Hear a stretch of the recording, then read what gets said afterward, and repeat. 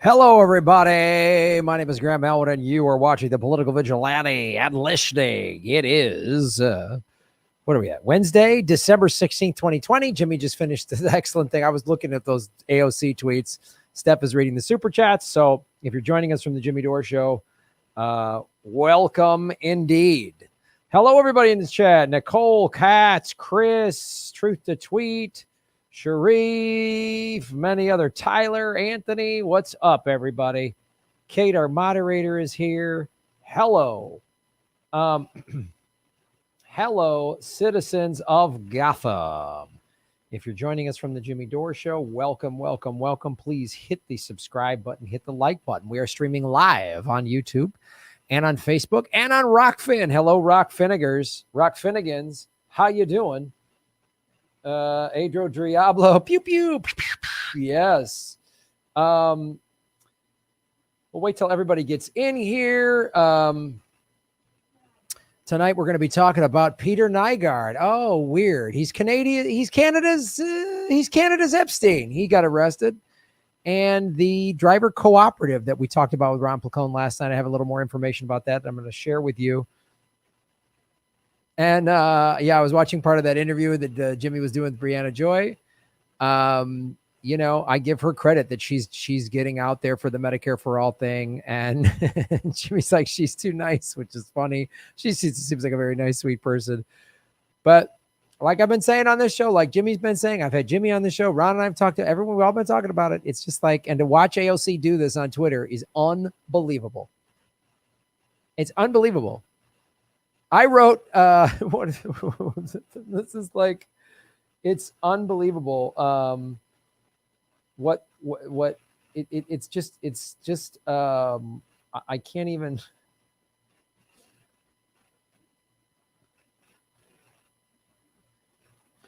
So when AOC put that, so now you're actually made life harder for organizers. All that Jimmy was showing. I just wanted to show you what I wrote. I just put, thank God Rosa Parks didn't have all those excuses and just took a seat in protest, not worried about a step two or making life harder for organizers. Med for all, forced the vote. And then, Jimmy read some of them. If you go, what they said, it's just like, it keeps, it's just unbelievable. People just people calling her out. I mean, this is the thing that needs to happen. Don't protect her. Don't make her feel like, well, it's hard. Like, call them out, man. Call them out. It's just like, it's really, somebody wrote, we are broke and dying out here. You should try doing something.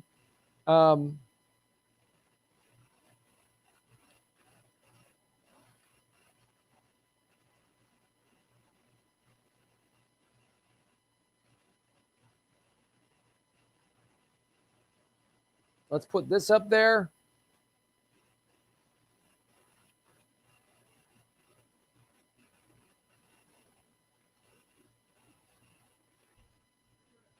I'd rather vote for something I want and not get it than vote for something I don't want and get it. That's Eugene Debs said that. He's the guy they put in prison. So, it's just like, I can't even, it's just maddening to watch. It's just maddening to watch. Folks, great way to support the show is do what Sharif Snuggs has done. Hit the dollar icon. This is in YouTube, where you can do a super chat. What he's done. Also, if you are watching on Rockfin, they have a tip feature now, where you can tip the show and I'll answer your questions. Thank you so much. Shave your knuckles for justice, Sharif. Graham, do you think the COVID vaccine will sterilize the population? Bill Gates is a eugenicist, and I believe he did it in Africa and India, despite what the media want us to believe. This is population control. I mean, it's a valid question to ask. I mean, we had Whitney Webb on the show several months ago talking about this. I mean, there's several vaccines. There's Pfizer. There's the Moderna one. I mean, I think it's good. We should all have a healthy skepticism. I mean, I want there to be a vaccine that works. I'm tired of being in my apartment all the time. I want to go on the road. I want to do live shows. But, they've rushed this thing to market. That's the quickest vaccine that's ever been brought to market. Yes, the whole world is working on it. The whole world. Never have we had a virus that has shut down the entire global economy. Okay, I get that. I do not trust Bill Gates for sure. I don't know which one of these vaccines he's involved with, but yeah, I've done videos on it. Whitney Webb has talked about it, how, he is absolutely a eugenicist and has talked about population control. And yeah, so it's something we should very much be aware of. And it's a reasonable question to ask. I hope it's not about, I don't know what the effects are it going to be and how they're going to, I don't know. There's so many questions, man. There's so many questions, like on an emotional level. I want this vaccine to work and we can open everything up, but man, I have so many questions, and yours is one of them. Is this going to sterilize people? Is this are more people going to die from it or have an adverse reaction or whatever? Like, it's just, I don't know. And we should be asking these questions. They're valid. They're valid questions to ask. The natural aggressive. What's up? Hello, Graham. This is Chris, the natural progressive, with a new name. You and Ron rocked it yesterday. Thank you so much, Chris. I hope you're doing well. It's always great to see you, and I hope your show as well. Everybody check out her show if you haven't had the chance. So that is a good thing.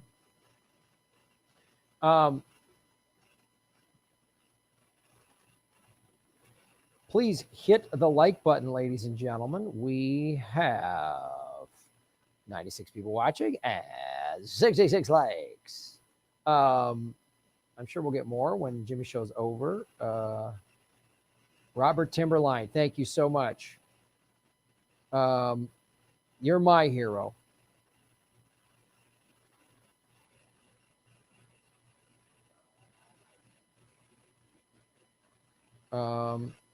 Yeah, it's really a bummer to just watch in real time how AOC is so not even close to who we wanted her to be or what she said she was. Now she's like, pay attention. That tweet was so condescending. Pay attention. This is out. I mean, that's just like Dianne Feinstein talking to those Girl Scouts, kind of condescending. I mean, it's just unreal. Jimmy is right. The rest of the squad, Kate, shaving knuckles for justice. The rest of the squad is silent. Only Jay Paul was responded in the house. She rocks. She raised the flag. Yeah. They're afraid because they don't want to take the heat. It's unreal that AOC doesn't realize the power that she has. She has, I thought she had 5 million. She has 10 million Twitter followers. That is a lot of weight to throw around. Imagine if AOC right now was going, I'm not voting for Nancy Pelosi unless we get Medicare for all. I'm demanding this. Hey, everybody, call your representatives and tell them the same thing. This would be everyone, not just a handful of people in the Progressive Caucus. All of Congress would be like flooded. And so it's just nuts, man.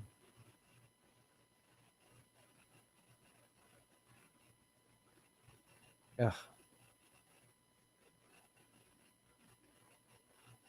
Sam Dane, shaving knuckles for justice. Nobody's trying to sterilize anybody. No, dude. No. Yeah. I don't know. There's a bunch of different vaccines coming from a bunch of different places. They're all not Bill Gates' vaccine. It's if he has specifically one he gets behind, that's the one I'd be leery of. But I don't know. What's up, Cat B? How you doing? The Freedom Caucus did a lot more with a lot less. I know that's the thing that's driving me insane about people like, oh, they ran. I forgot about John Boehner. The Freedom Caucus, which is basically the Tea Party, ran Republican John Boehner, they ran him out of there. He was like, I'm going to be a thorn in Obama's side. And they're like, you're not a big enough thorn. Get out. They got him out of politics. And this is what the Progressive Caucus should be doing to Nancy Pelosi. All of them, really. It's unbelievable, man. What's up, Brandon? How you doing? You came over from Jimmy. Thank you so much for watching from Jimmy's stream. Yeah, I think his show just ended. Thank you, everybody watching and joining us from the Jimmy Dore Show.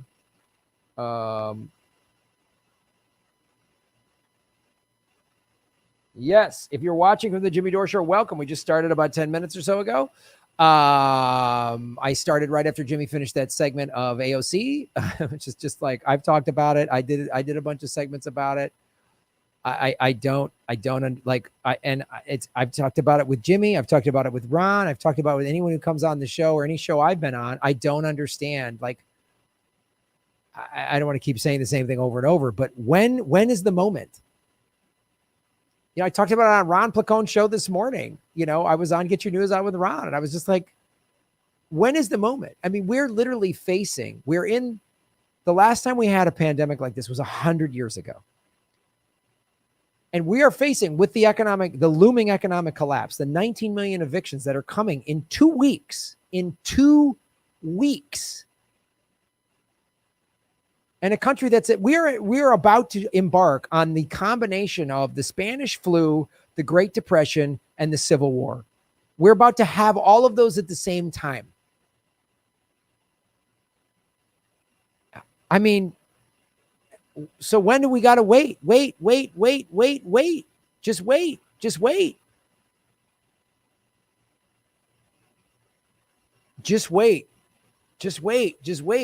till when?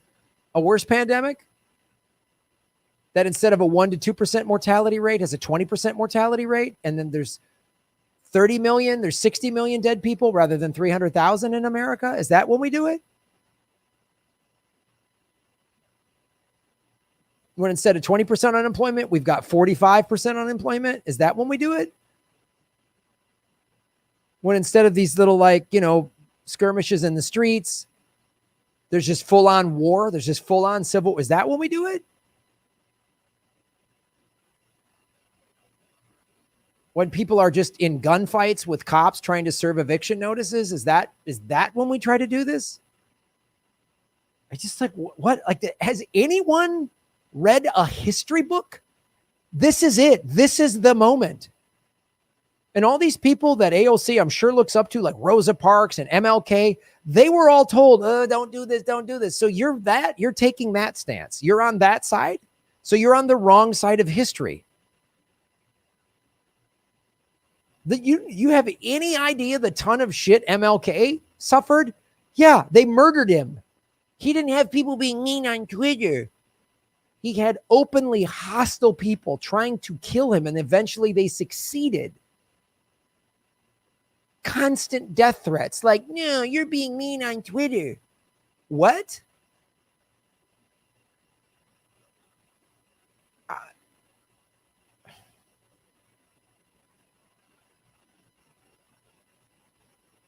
It's unbelievable. AOC is taking the Sanders approach. Give me some great speeches and some good ideas and then get in line. Yeah. Great speeches, really good Twitter feed. Boy, that's what we can expect from our progressive leadership within the Democratic Party. The most solid tweets. Boy, that's going to affect real change. It's unbelievable to me. I just don't understand. I've always tried to be a student of history to learn from it. I'm just mystified here. I'm mystified. Hey, women's suffrage movement. Now's not the time to get women the right to vote. Get a coalition.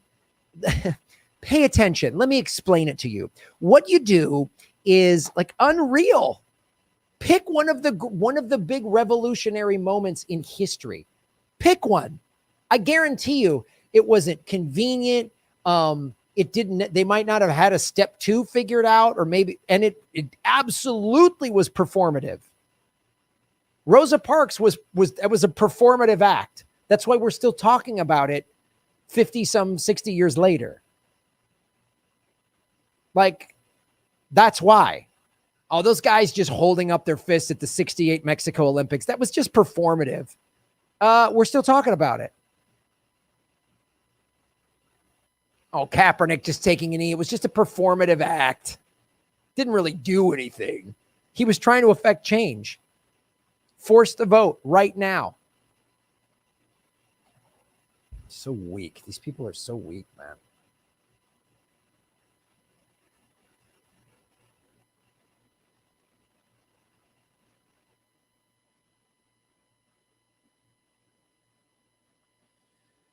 Aiden Daniels, Shaver Knuckles for Justice.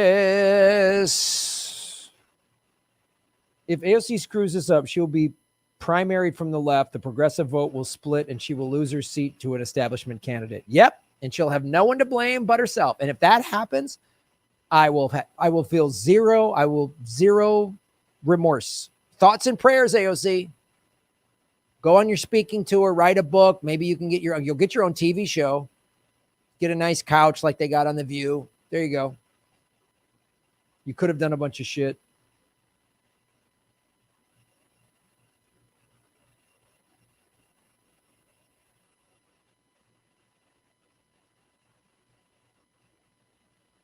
When America disintegrates and crumbles, it'll be because of this. Not all on AOC. I'm not saying that, but like these final moments where we could have had great reform.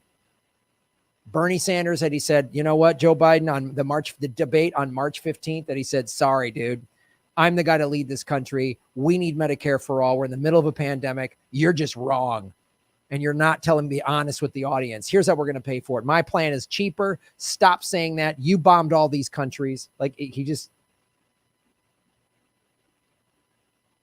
it's crazy.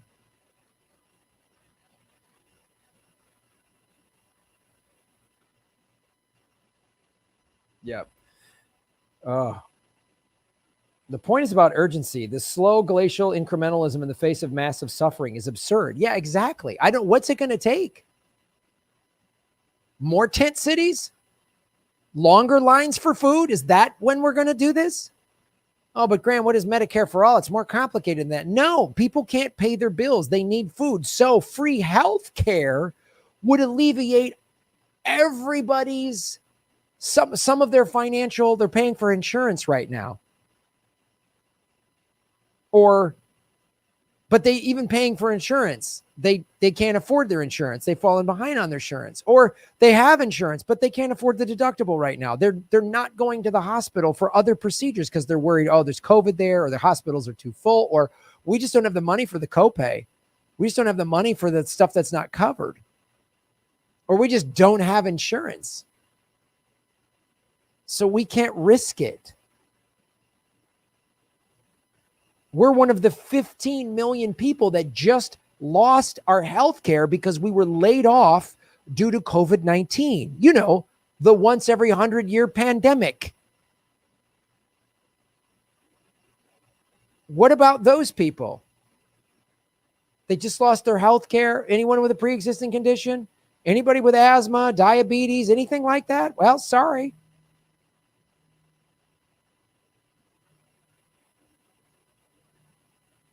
I just talked to a friend who had an accident traveling several years ago, and there's some ligament problem, and they're like, they've been fighting with the insurance companies to get this procedure, and the insurance companies keeps denying them.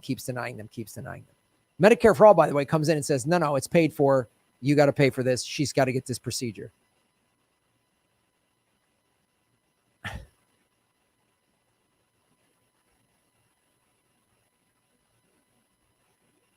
Natural aggressive, shave them. Rotate them, Truth. People before the war machine. Is that too much to ask? Apparently, according to AOC, Chris, it is. I'm sorry. I guess it is. According to her and the squad, it is too much to ask. People are dying. And she's giving this condescending pay attention tweet. All right, man. Good luck. That's what Jimmy is bringing to the table. Justified anger, passion, and action. I know.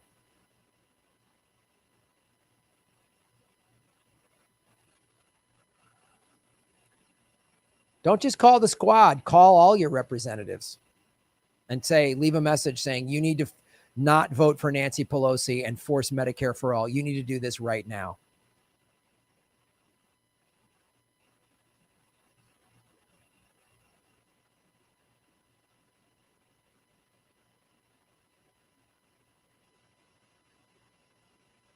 So it's unreal. According to AOC, we can only fight the fights we can win, which means no fights. Also, fighting means rolling over. Yeah, it's unreal. Tell that to the civil rights movement. Tell that to the people got their heads kicked in so black people could just sit in the front of the bus and sit at a lunch counter like everybody else. Tell that to them. It's too difficult. Jim Crow laws have been around for hundreds of years. Come on. It's incremental. We'll wait. Those people hadn't done that, we wouldn't, there maybe still be Jim Crow laws. Shit, there was just some that were just turned over by people in Mississippi. So this people of red state Mississippi were done with Jim Crow laws. They legalized marijuana. The people of Florida just voted for $15 an hour minimum wage. But AOC can't get Medicare for all, the thing she ran on? Why did she run on it? What are you willing to do, AOC? Boo.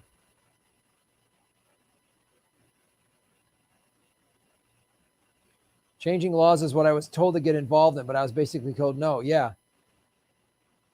AOC said we aren't real Medicare for all supporters. I was tempted to call my representatives, but they probably won't listen to me. That's not the point. You know what makes a point? All of their voicemails getting flooded. That's the point. That's like, oh shit. They look at the numbers. Are they going to listen to you and have a 10-minute conversation with you? No, they're not. But they're going to go, man, we got 100 times more phone calls than we've ever gotten. And they're all for Medicare for all. Like all of them. It's crazy. We never get this many calls.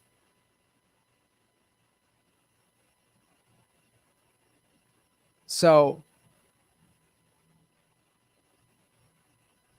it's unreal.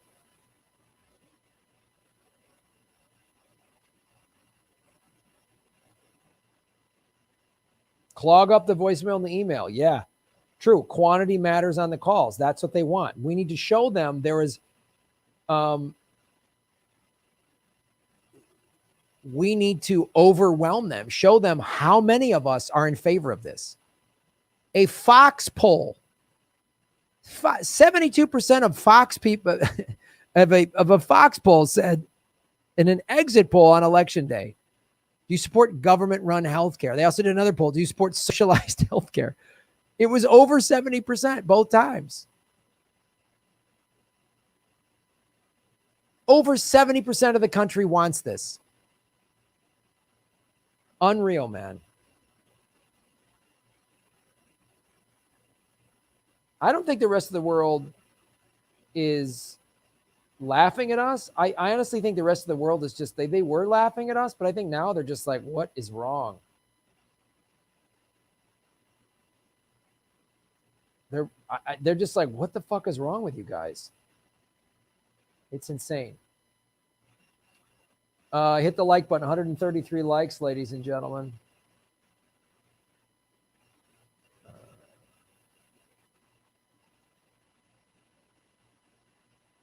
Sorry, I missed the good, the bad, and the internet. Unless they administer the vaccine with sonic straws, you don't have to worry about RFID. Sorry, it's true. All right.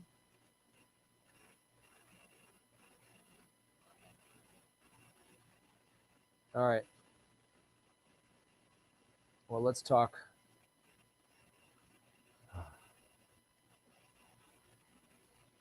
All right, I'm going to do a segment.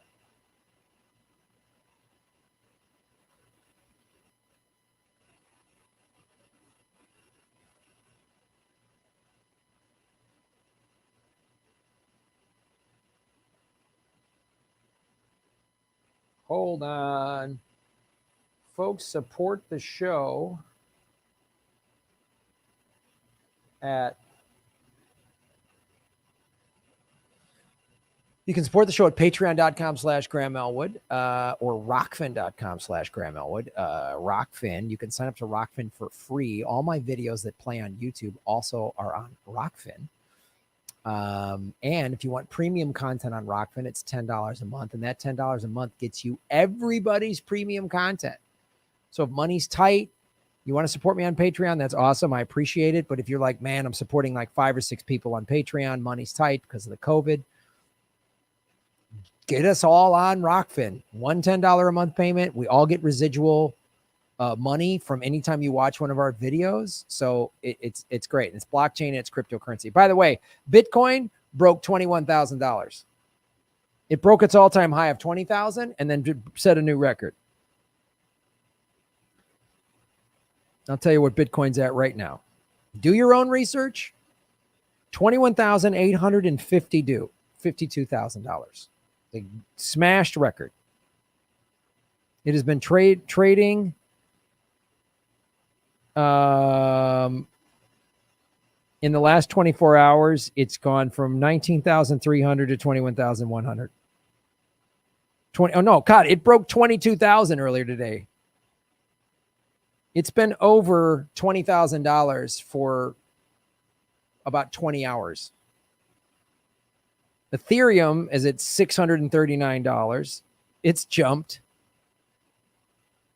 It's been trading well over $600 for the last day. I'm telling you, man. Do your own research.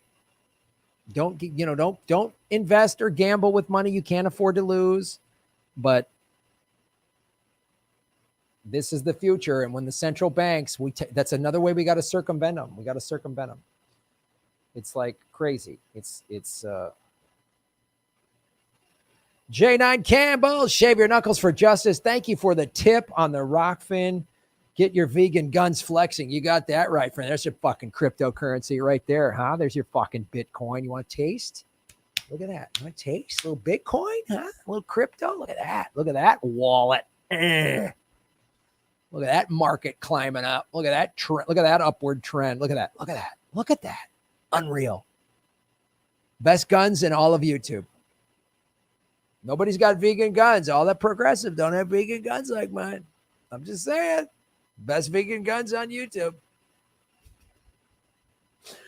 Actually, Graham, there's a YouTube bodybuilder who's a vegan, and he's a meow.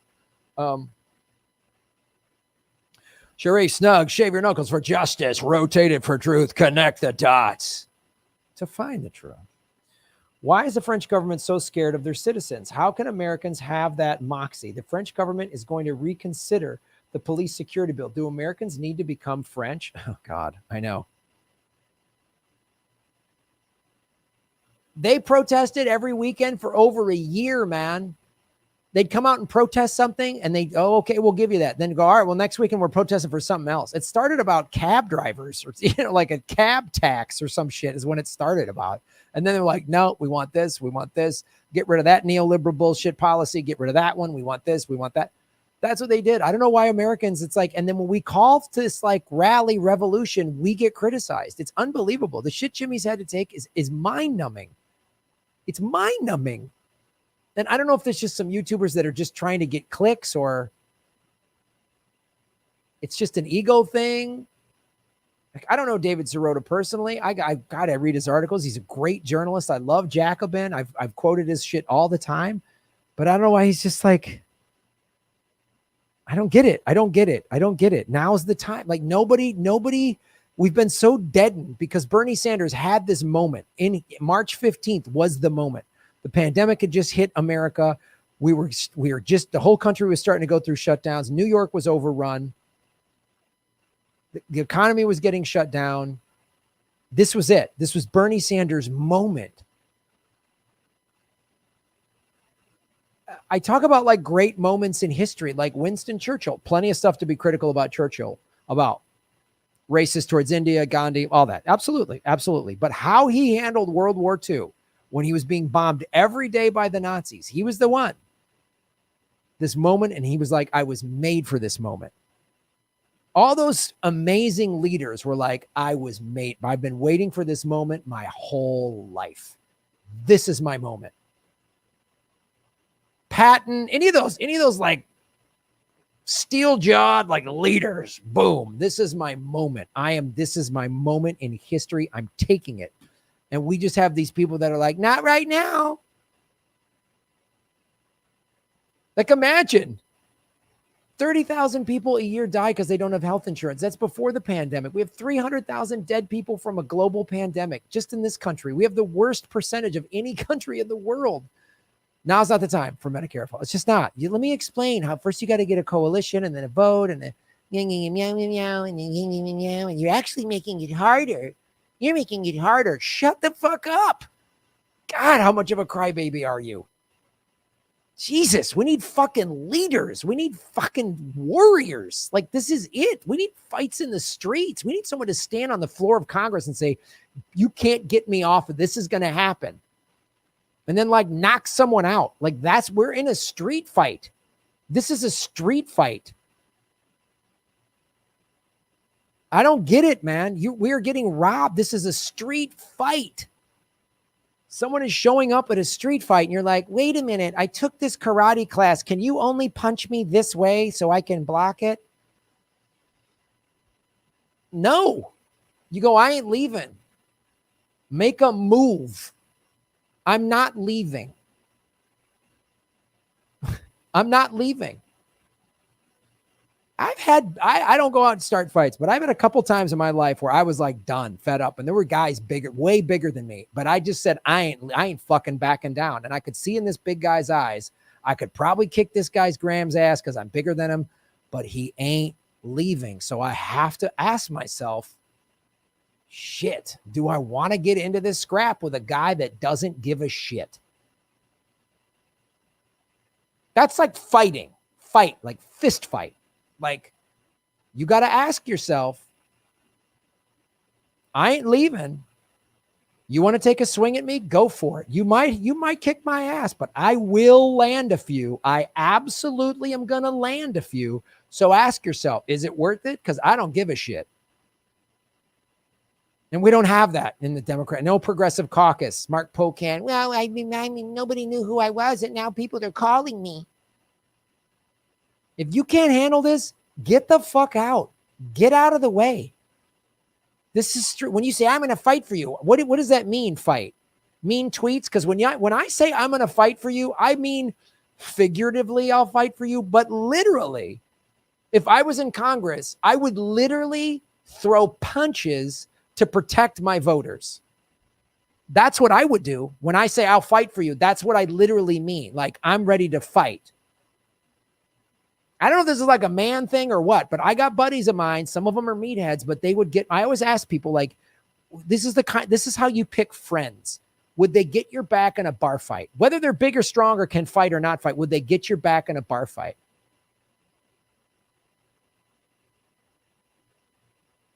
Ron Placone, not a big guy, not a fighter, but I know if some shit went down, Ron Placone at least be standing shoulder to shoulder with me. If you're like in a bar and someone Ron would fucking do something. That's why Ron has that in him. He's not a brawler. He doesn't study martial arts. He's a small dude who's like, hey man, let's just listen to some vinyl. But I know if somebody after a gig, if someone's drunk fuck was coming at me, Ron wouldn't just go, Graham. He'd get in it. And he knows I'd get his back. He knows it.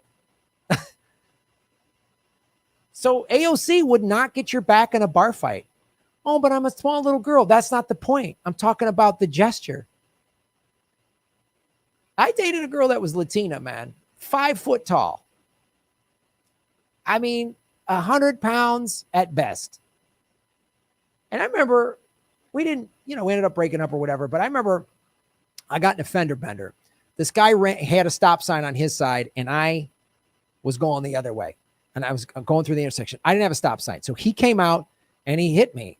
And we didn't get into a yelling thing, but he was like, oh man, you were going too fast. I said, man, you had a stop sign. I didn't. And he kept kind of arguing with me. And my girlfriend at the time, she fucking got in his face. She was like, Mama. I was like, it's cool. I got this. But I was like, that's what she was saying. I got your back. She was 100 pounds, 105 pounds or something, like teeny, one of the smallest adults I've ever known. Beautiful, feisty, we had a tumultuous relationship, but she got my back. She said to this guy, she was not backing down. That's what I thought AOC was. I'm from the Bronx. I was a waitress. I'm working class. Like, oh, she's going to fucking scrap. No, now's not the time. You're actually making it harder. Oh, I thought you could scrap. You can't. Thanks. That's why it was so disappointing watching Tulsi Gabbard endorse Joe Biden. Tulsi Gabbard is a soldier. She literally can fight. I'm endorsing Joe Biden. Where are you? Fight. Bernie Sanders, he's a fight. Oh, we're going to see Brooklyn come out. He's going to throw haymakers like when he got hauled away by the cops. Nah, I'm just my good friend Joe Biden. Okay.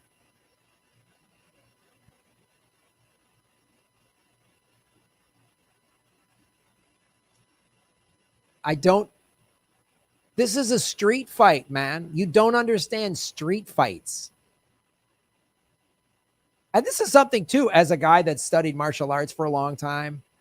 And I've always encouraged, especially women, to study martial arts because you might get attacked. I say, women, if a guy grabs you, kick him in the fucking nuts. You kick him in the nuts. Like, really? Knees, groin, throat. If you're ever attacked, knees, groin, throat. If a guy's attacking you, don't wait for a committee. If your life's in danger, don't wait for like a coalition and wait for and don't make it harder for other activists, organizers. Fucking kick the guy in the nuts.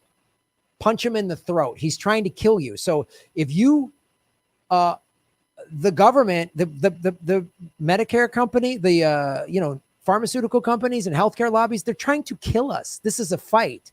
They're trying to kill us. You don't have health insurance in the middle of a pandemic, you're going to die. They don't care if you die. Like, someone attacking you doesn't care if you die. You have to kick them in the fucking nuts. You got to cave in their knee. You got to scratch their eyes. You got to give them a throat punch. That's what you have to do. Not send out tweets. Like, the next time you get attacked on the street, just tweet it. Tweet it out. Help. No, you take your fucking cell phone and you jam it in their throat. You take your high heel and you kick it into their knee so the guy doesn't walk straight for the rest of his fucking life. That's what you do.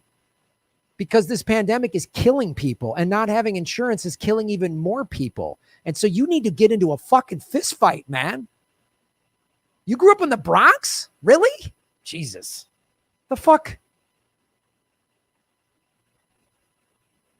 Get off of TikTok and Twitch or whatever and throw one. Like, knock people the fuck out. The fuck? What is this?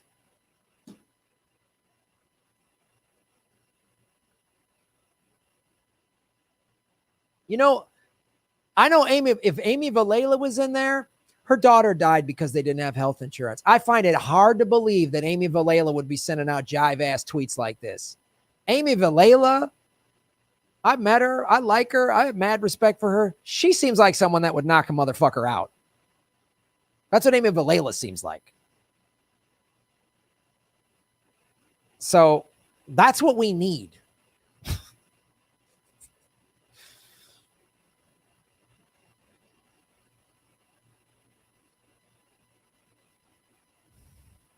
Because that's what the term were you going to get my back in a bar fight? It's not even about win or lose. It's just knowing I'm not in this bar fight alone. And if you're an American citizen and you don't have health insurance, you're alone. Even if you have health insurance, it's tough. Did you hear Jimmy and Steph tell their stories? I'm friends with Jimmy. I remember that. I didn't know about how bad his health got until after, because he was depressed and he kept it quiet from a lot of people. I didn't know him and Steph were going through that till later. Just like he didn't know about me losing my home till later, because I was ashamed and embarrassed that the banks and politicians, mainly Obama and people like Kamala Harris, let that happen. I was ashamed and embarrassed. The system kicked my ass. And losing a home pales in comparison to a health crisis. I'm still healthy. I would say that every day. Hey, man, I'm healthy. I got an apartment. I'm still living by the beach. I can surf. I'm getting paid to tell jokes. Anytime I get down, I go through this gratitude list. That's hard to do when you're facing a medical thing. You can't go, well, at least I got my health. You can't say that. No, I don't have my health. And now the system is crushing me. And now's not the time. I guess it's not the time when you got really good government health care like AOC. AOC's got great government health care. She's got great government health care. It's all right. She can probably get a bunch of free COVID tests to double check. Her staff gets tested or whatever. Yeah, great. I bet you it'd be a little different if she was still waiting tables. Long way from waiting tables. What was she waiting tables like 2 years ago, 3 years ago? Oh, okay. Got it. Now it's tweets and, Jimmy Dore's making it harder for the progressives. Yeah, meow, meow, meow, meow, meow, meow, meow.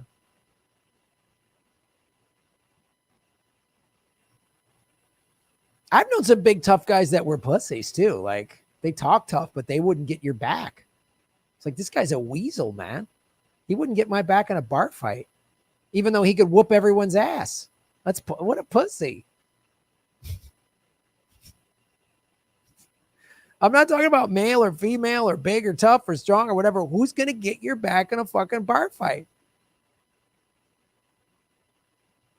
And I'll take the 5-foot person who's going to scrap and fight and tooth and nail rather than the person who's physically strong that goes, meow, meow, meow, meow. Because that in the bar fight metaphor, AOC is like a fucking UFC heavyweight. She's got 10 million Twitter followers. She has more power than anyone in Congress. And if she really rallied all of us, we'd line up and fucking storm the castle. But she doesn't want to do that. It's no, meow, meow, meow, meow, meow. Shut up. Give me your 10 million followers. I'll fucking start a revolution, man. I'll end homelessness. I'll do it. I only got 30-some thousand, 73,000 YouTube subscribers. That's all I got. Oh, fuck. How weak is that? Shave your knuckles for justice, man. Connect the dots for the truth. Boom.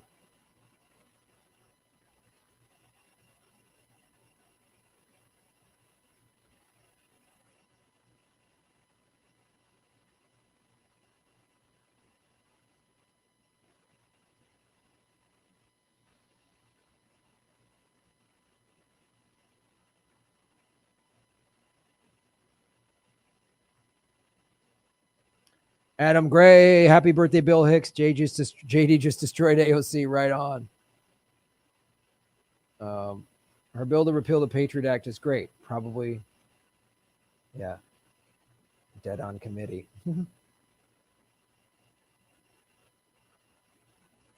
My father-in-law said there's no such thing as a fair fight. Hit them with a chair and run. Yeah, man. They don't play fair. Does Pfizer play fair? Does Anthem Blue Cross play fair? Do they play fair? Does Amgen play fair? Do they pay fair when they buy up all these politicians in both parties? Is that playing fair? Is that fair? And they do that and don't care when people die because they don't have health care? Is that fair? Fuck no. You take a whiskey bottle and you smash it across their dumb face so they have a scar, so they always look in the mirror and go, wow, I fucked with the wrong person. I was bullying the wrong people. Yeah, send Nancy Pelosi packing. Her and John Boehner can have fucking ice cream and talk about how hard it was.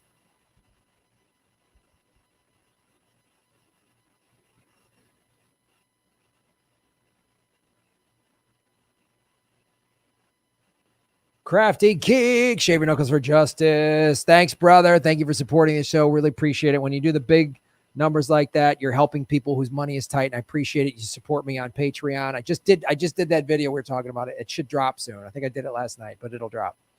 In April, San Jose amended 1-year payback period to their eviction moratorium after city attorney said rent freeze unconstitutional.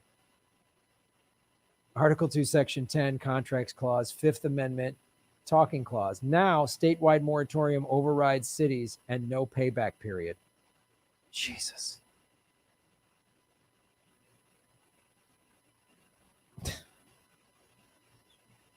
Is that fair?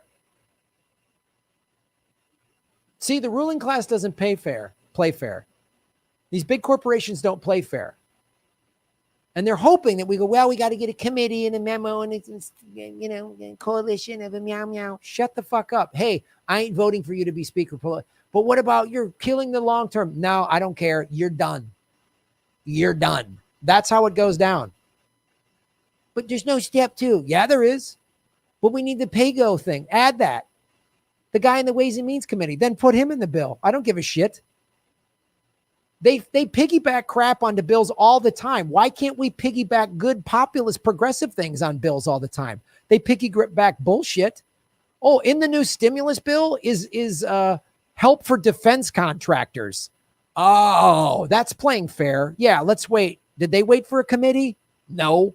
They paid their politicians and said, get this in the fucking bill, and we pull the checks dry up. Okay, you got it. You got it, Raytheon. You got it. All defense contractors, companies, the CEOs are women. Thank you. Women who are profiting from murder and war. It's so great, the diversity, now that women and people of color can profit and destroy the working class the way only white men got to do. It makes me so proud to be an American now. That's the diversity we all wanted, right? I want women and people of color to be able to put their boot on the neck of the poor and profit from it and eat ice cream while doing it. That's progress. When Obama dropped, when he was bombing the Middle East, I'm like, thank God, this is so much better than when Bush did it. It's so much better. And soon, the good people of the Middle East are going to get bombed by a vice president that's a black woman. They're so excited. It's so exciting. It's so exciting. Thank you so much for the diversity. Kelia Farrell Smith, love the street fight talk, ride or die time. Yeah, that's what I'm talking about, man. Like, it's on. It's on. This is what you got to, I don't go to the bars looking for fights or trouble, but you start shoving around one of my buddies, it's on. I'm walking out with a girl I'm dating. You grab her ass. I'm not going to say, hey, that's not cool. You're just going to hear a fist coming out of nowhere and knock you the fuck out. That's that. I have a scar in my lip because a girl I was living with when I was in my 20s in Chicago, some guy at her job slapped her at work. And I showed up where is, no, this is from high school. A buddy somebody pushed her, was bullying a friend of mine's little brother. And I got in his face, and then some guy sucker punched me, and it popped open. And he thought I was just going to go, and I started throwing punches after I got hit.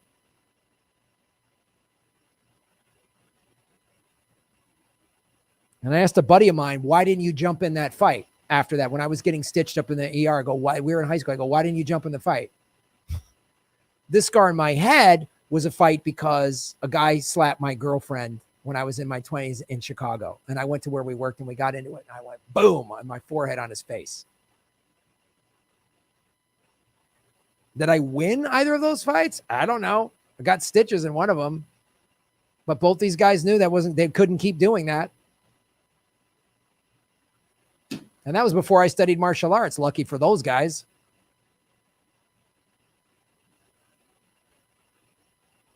Oh, fuck. America is a fucking useless fucking bag of whiny bitches. Male and female.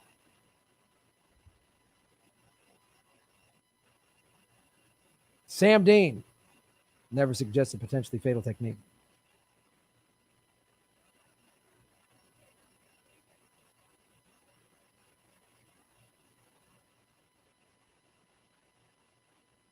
I have a black belt in Taekwondo. Motto is first strike, swift kill. AOC is, I know.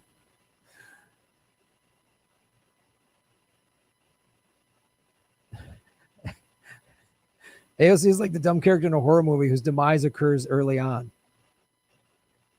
And the fact that she's still arguing with us and Jimmy on Twitter, it's like, we were so had your back. You're mad at us? We had your back. We would still have it. If you woke up tomorrow and pulled your head out of your ass, we'd rally behind you. Unreal.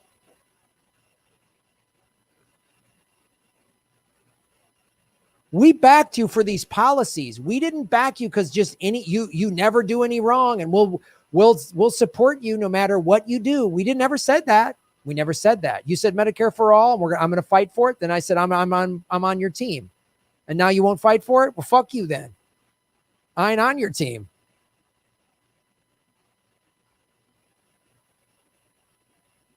Meow, meow, meow, meow. No healthcare, Mr. Rogers. Meow, meow, meow, meow. Yeah, I know. That's what I'm doing. It's like meow, meow, meow, meow. That's what I just feel like, a little fucking stuffed sock cat. But it's too difficult. We get meow, meow, meow, meow, meow, meow. Oh, Lady Elaine Fairchild. Sharif Snugs. Boom. Shave your knuckles for justice. Graham, do you want to hear a joke? What's the difference between a televangelist and a politician? Nothing. I truly picked the wrong career. I want a job where I do nothing and I still get paid. That's fucking hilarious, dude.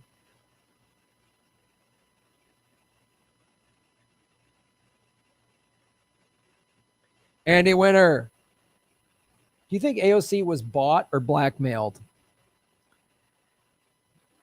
I unfortunately don't think it was that severe.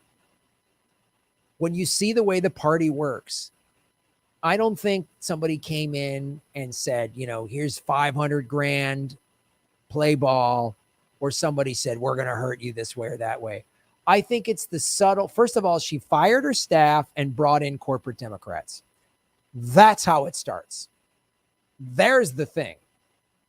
When somebody does that, she had all these grassroots activists, political outsiders that helped her get elected. They used social media. They went after, they fought Joe Crowley. I mean, they exposed him for who he was. And now she's just like Joe Crowley. So then she fires her staff and brings in, and they start whispering in your ear. It's never that, it's not like The Godfather or something like that, where they just, threaten you, put a horse head in your bed or whatever. It's rarely like that. It's like, oh, don't do. Well, look, we all want Medicare for all. We all want it too, AOC. But here's the best way to do it. This is a little crazy. This Jimmy Dore guy's a crackpot or what? It's this slow sort of lobster boil style thing. And she goes, I'm sure when she went after Pelosi on Twitter a year and a half ago for voting for Trump's border wall, somebody came and said, look, we all agree with you, but look, she could do this and she's going to put you on this committee. Or it's these subtle little things. And then here's money and here's access. That's part of, they do it too. Here's all this access. And it's not said so overtly, but they'll say like, look at this. I mean, look at how much, and they always say like, we can get so much done. And it's always like pushed in the future. You just got to play ball now, but then in the future, we'll get it. And then they just keep pushing this thing down the road, and they look back at their career and they've done nothing. They fought for a couple of victories, but they could have had a big, monumentous victory.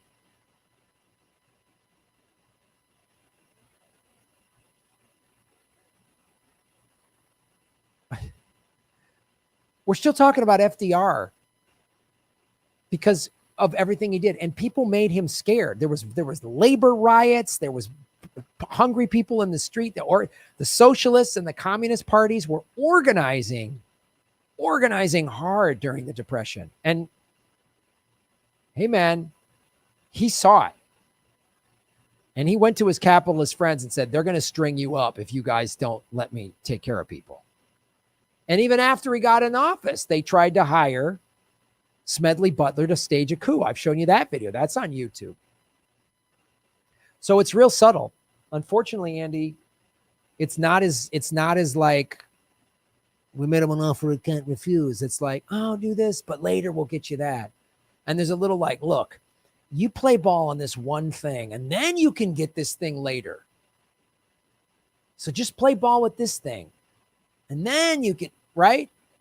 And they invite you to the parties, and they invite you to the thing. And now all of a sudden she gets access. She's this girl, this waitress from the Bronx who can't even afford to live in DC. It's so expensive. And then they give her a little this, and they give her some speaking fees. And there's a little money here, a little money there. And she makes this rationalization and that rationalization. And before too long, she's on Twitter fighting against Medicare for all. That's how it goes down.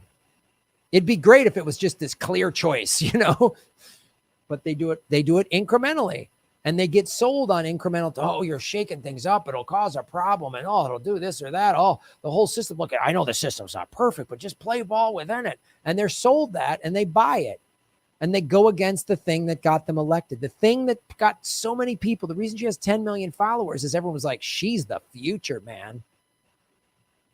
I remember having a talk a year ago during the primary, like, holy shit.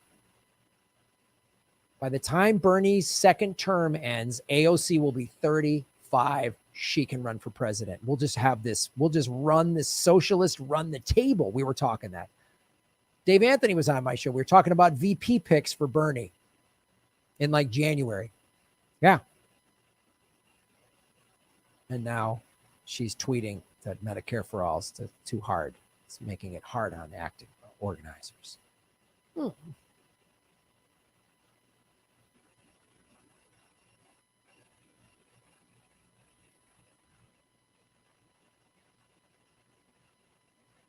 Enos Garcia, AOC, no real grassroots organizer supports force the vote. I know, which is wrong. She's lying. So she's gaslighting us, making us trying to feel like you're the problem. You're a handful of troublemakers. That's how Pelosi speaks. That's how people have spoken to AOC a year ago. I mean, a year ago, when she got sworn in 2 years ago. Oh, AOC. That's how Whoopi Goldberg spoke to her. Oh, stay in your lane, AOC. Now she's using the same words that Whoopi Goldberg said. It's unbelievable.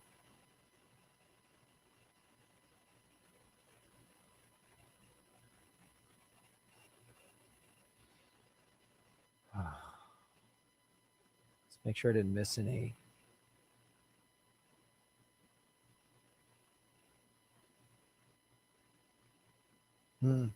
Teresa 78201, shave your knuckles for justice. Irish guys don't care that the other guy's bigger. No, they don't. No. It's just about getting into this crap. Letting this guy know, you got to fight me. You might whoop my ass, but you got to fight me.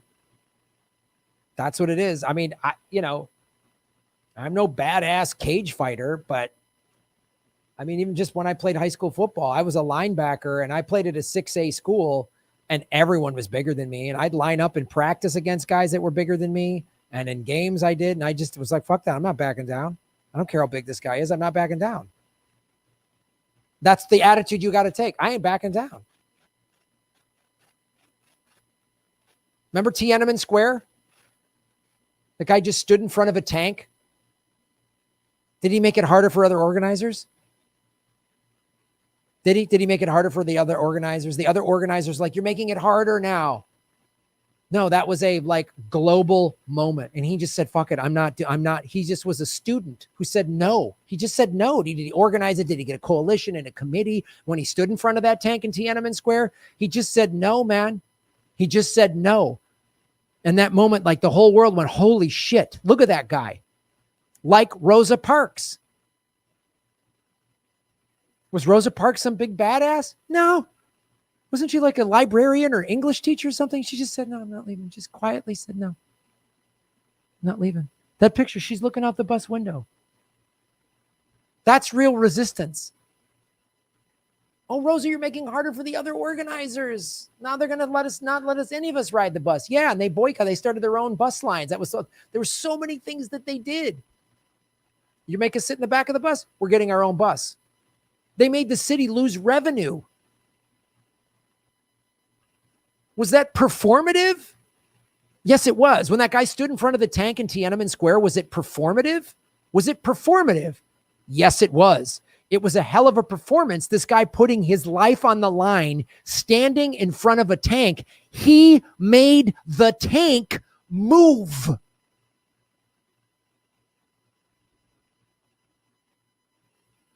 He made a one man, a nerdy student, not Jet Li in the movie Hero, fantastic movie, by the way, a nerdy student guy, protester, activist, not a fighter, stood in front of a tank and the tank moved. AOC, you won't stand in front of that tank, let alone make it move. You want to get a committee and a memo and a thing. A guy, he made a tank move. One man made a tank move.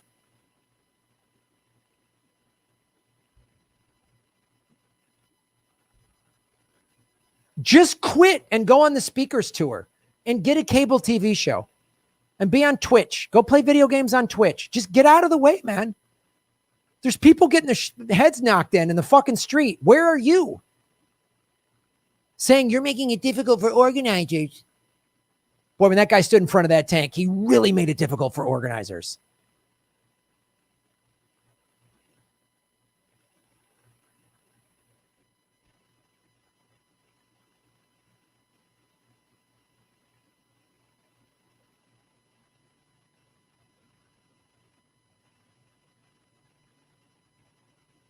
What was it? 300 Spartans lost. They were outnumbered 10-1 or something.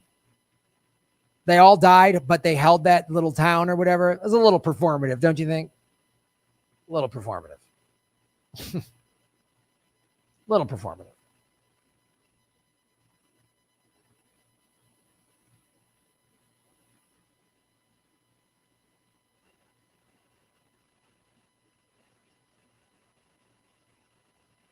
Has anyone in the squad said free Assange? Not my knowledge. Anthony. Boom. Shave your knuckles for justice. I'd love to change the world, but I don't know what to do, so I'll leave it up to you. Life is funny. Skies are sunny. Bees make honey. Who needs money? The Battle of Thermopylae, right. Yeah.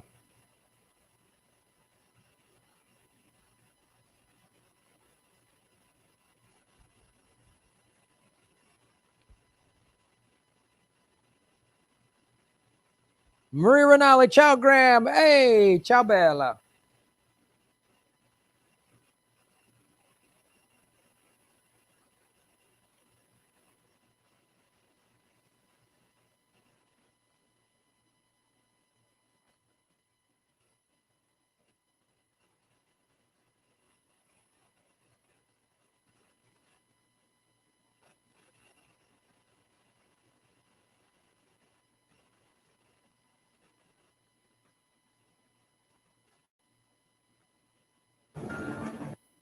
It takes 2 minutes for a raindrop to hit the ground. But only everybody hit the like button. Traction. Discover the Toyota Venza with standard all-wheel drive.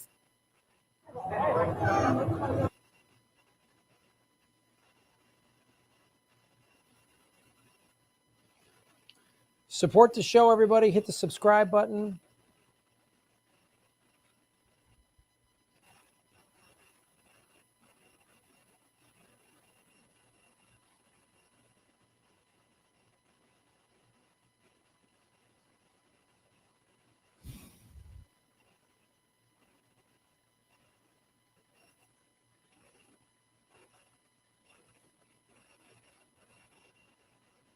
All the other stuff. Come on. Let's go.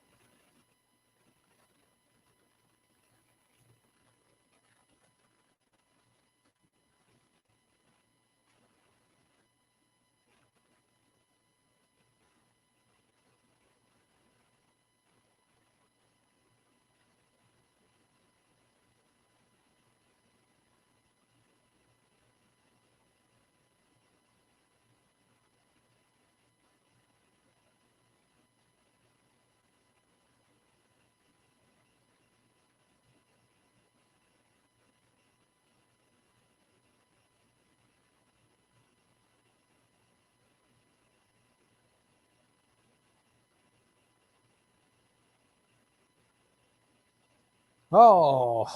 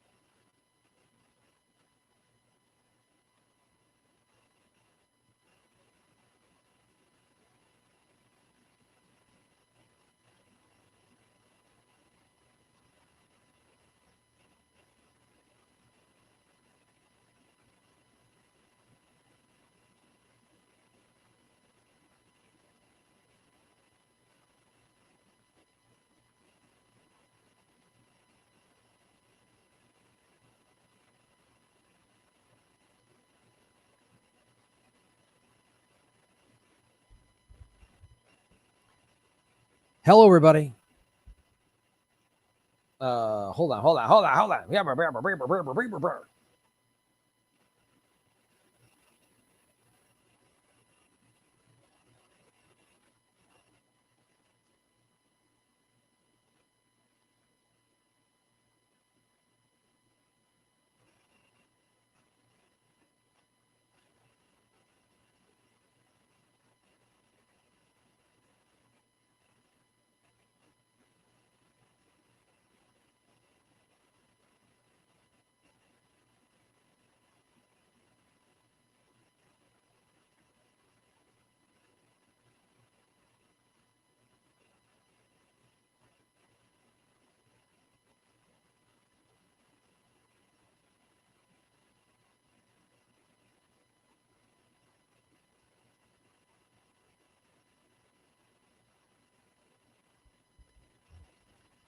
Hello, everybody. My name is Graham Elwood, and you are watching The Political Vigilante. Well, we've all been following what's been happening. I've had Jimmy Dore on the show. His idea to get everybody to pressure the Progressive Caucus within the Democratic Party to get Medicare for all. And he's got an amazing amount of support, which is amazing to watch people that are, you got a handful of people that I don't know what their end game is. Maybe they're just YouTubers that are trying to get clicks or views by disagreeing with him, but it's a great plan. And people's like, oh, it's not this, it's not that. And she said in an interview with Jeremy Scahill that, oh, maybe it's time to replace Pelosi. But then this is what she says on Twitter today. AOC, you have no courage. Do you understand? This is the moment. This is the moment. 300,000 dead people. The pandemic is not slowing down. Okay, maybe we have a vaccine, maybe we don't. They found a second strain in London. We have 19 million evictions that are going to come in 2 weeks, January 1st. There's another 10 million coming after that. We got somewhere in the neighborhood of 28 to 30 million evictions looming. 19 million of them coming January 1st. When's the time? When's the time? When? Oh, Jimmy's too mad. How are you not mad? 30,000 people a year die because they don't have health care. AOC, you the one who ran on Medicare for all. That's why you're taking the brunt. The other squad members are pretty quiet, I've noticed. And then you say this? So now you've actually made life harder for organizers, because if you suspect a co-sponsor isn't a genuine supporter, you now just gave them a chance to cover when stakes are low. Stakes are low? 15 million people thrown off their insurance because they got laid off. Their employer laid them off due to COVID-19. These are the when the stakes are low? When are the stakes going to get high? 30 million people lose their insurance? 60,000 people die every year? 1 million COVID deaths? Food lines 6 hours long instead of just 3 hours long? Is that when this is when the stakes are low? So they can ward off pressure. Pay attention. This is where she gets, boy, she has learned quick. This is like Dianne Feinstein condescending to Girl Scouts that want a Green New Deal level of condescending. This is amazing. Pay attention. Actual Nashville grassroots organizers haven't pushed for this. Really? Really? Crystal Ball, Brianna Joy, who, all these people? Marianne Williamson. So you ran on Medicare for all, and now you've sold. This isn't the time. This isn't the time. You're making it harder for organizers. This is a moment in history. Do you understand historical moments? This is it. This is a once every 100-year pandemic. Wait till the next one. Right now, this pandemic has a 1% to 2% mortality rate of people who get it. Wait till there's a 20% mortality rate. Instead of 300,000 deaths, we got 3 million deaths or 30 million deaths. Is that when the time is when people need Medicare for all? When instead of 20% unemployment, we've got 40% unemployment because of the pandemic? And the economy hasn't even collapsed yet. When the stock market crashed in 1929, the depression wasn't really felt till about 1931 or 1932. Read a history book. Actual organizers, really? Are you in the streets? Now that you got nice health insurance through Congress, you don't care. When you were waiting tables, you were going, I'm going to fight for Medicare for all. Now I'm not going to fight for it. Now is the moment Tell Nancy Pelosi, sorry, you're done. John Boehner, the Tea Party ran him out. He had all this party. You don't even hear. When Crystal Ball brought up his name, I was like, oh God, I remember that guy. They ran him out of town. That's what you need to do. Making it hard for organizers? Okay, great idea. Let's see. Did this guy make it hard for organizers? That's Tiananmen Square. There's one man.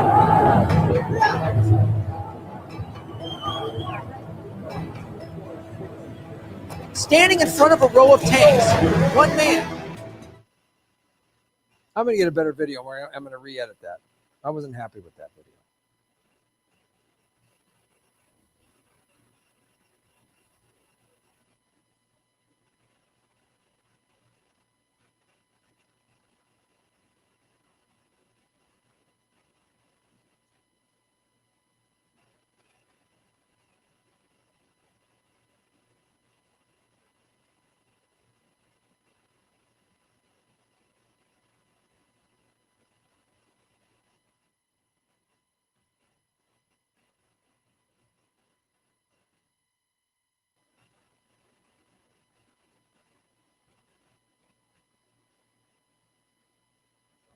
I'm in Amsterdam, which is without a doubt the cannabis capital of the world. And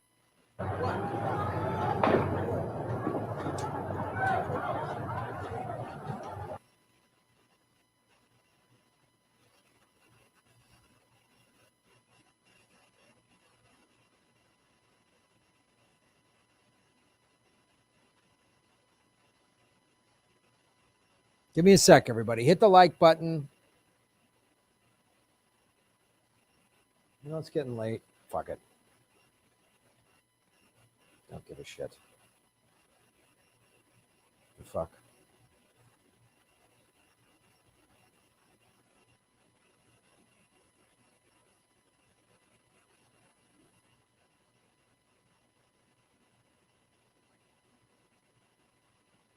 Come on. The fuck.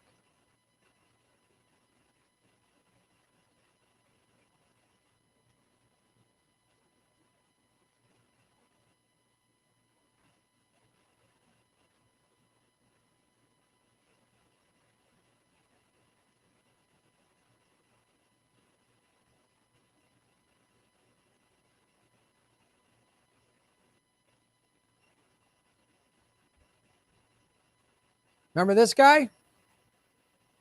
Did he make it hard for organizers? This is Tiananmen Square. These tanks. We were watching this when I was in college. You see that guy? No. There's a guy in front of the tank. There's one guy. Do you think he waited for a committee? Do you think he waited for a coalition? Do you think he waited for, like, check with the other organizers? He just said, no, man. He's in front of a wall of tanks. He's one guy. And he's not leaving. Now he's forcing the tank to move. One man is forcing the tank to move. So you, AOC, this could be you. And this could be Nancy Pelosi and the Democratic establishment forcing Medicare for all. But you're not willing to do this. And real organizers aren't willing to do this. Look at this. Look at the cheers he's getting. You weren't alive. You were too young to watch this? Now he's on the tank. I watched this in real time, man. I was in college. And I was like, this guy's a badass. And he's talking to the tank guys. Probably saying, I don't know, join us. Don't you want Medicare for all too? Appeal to people's humanity? Are the other protesters going, stop doing that? You're making problems for all of us. Real organizers of Tiananmen Square don't want you climbing on tanks. This is your moment. Take it. I'm so sick of hearing, wait till this, wait till the midterms, wait till next election, wait till this election. That's gunfire.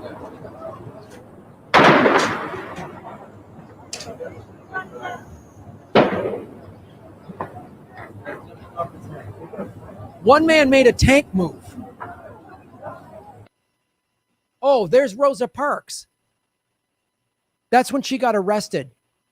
And people, there's a common misconception. Oh, she sat down. She didn't want to move because she was tired. No, that's not true. That's not true. You're unwilling to fight. What are you waiting for? Some coalition and a committee and a thing and real activists are no. You said you were going to shake this part. That's what you got in, and you're not doing it now. Now you're acquiescing. You're calling Pelosi Mama Bear. Pelosi is part of the problem.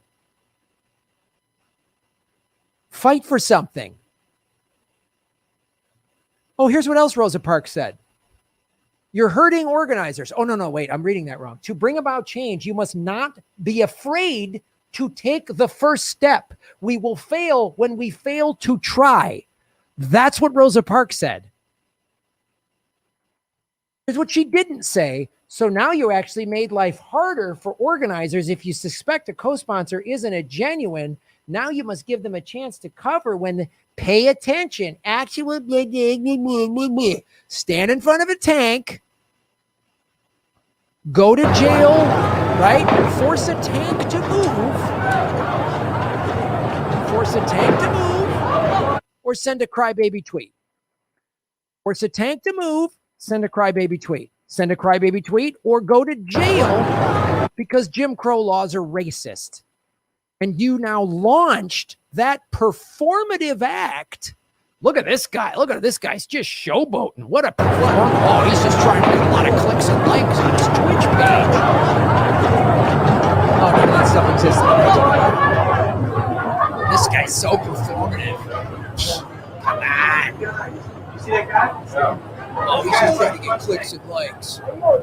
This guy's probably got anger issues. Look at him. That guy's got anger issues. God. What a bunch of anger issues. Do you have the guts, AOC, to force a tank to move? Because this is the Chinese army. And what we're up against is big pharma, the healthcare lobby that spends millions and billions. He just made a tank move. Wow, he's got anger issues. Look at him running around, anger issues. So I don't know if we can take his argument seriously. He's got anger issues. I'm sorry. I can't get on board with this guy because he's got anger issues. Just let the tank do its job. Oh, wow, people are cheering him. Other organizers are cheering him? I thought this was making it harder for other organizers. Remember when Rosa Parks made it, she made it so hard for the other civil rights organizers. Rosa, don't sit in the front of the bus. Sit in the middle. In fact, Rosa, start at the back of the bus. Move your way up one row at a time. Wait for like a bipartisan supporter coalition. Wait for the right moment. Now's not the right moment. The middle of a pandemic, on the precipice of a giant economic collapse the world has never seen, and a country that's on the verge of civil war. Now's not the time. Because if you remember, when Black people were protesting civil rights in the 60s, it was because they were getting treated so great in the South and in America in general. So you got to wait till everything's good. So that was why that movement was successful. They waited till they were treated so well in the South. Then they protested. She waited till there was enough, liberals in Congress and then she waited. To bring about change, you must not be afraid to take the first step. We will fail when we fail to try. AOC, you are failing right now because you fail to try. Share this video to all your friends and family. Share it on all your social media, not so that I get a bunch of likes and hits, so that we pass Medicare for all. Because I don't want to live in a country where people die because they don't have health care. Drive down the streets of LA, where I'm from, any major city in America, see the vast number of homeless people. The food banks have been operating full tilt since March. And you might get $300 from unemployment or stimulus.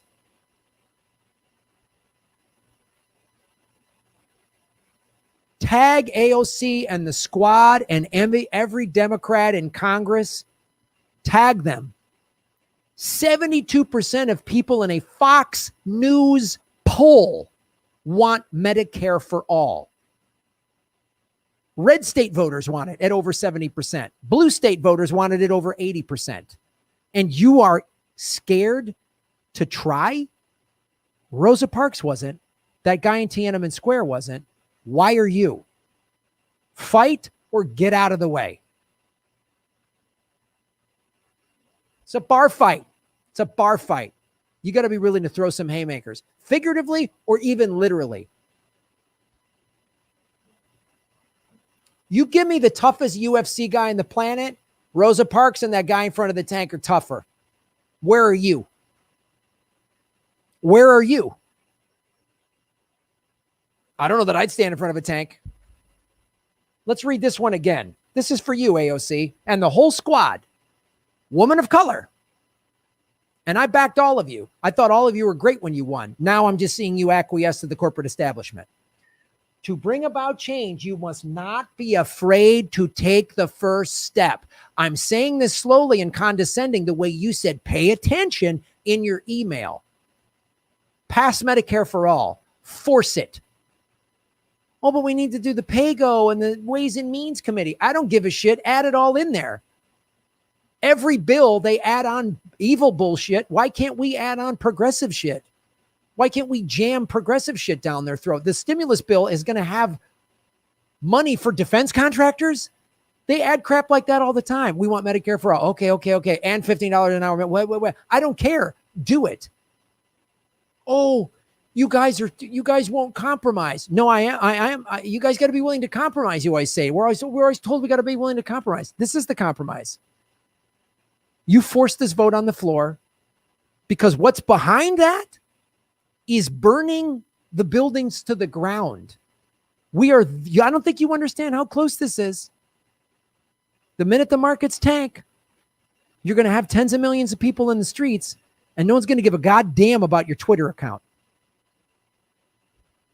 How many, did she have Twitter? Did she have 10 million people following her on Twitter? You have more power than Rosa Parks had, and she's got way more guts than you.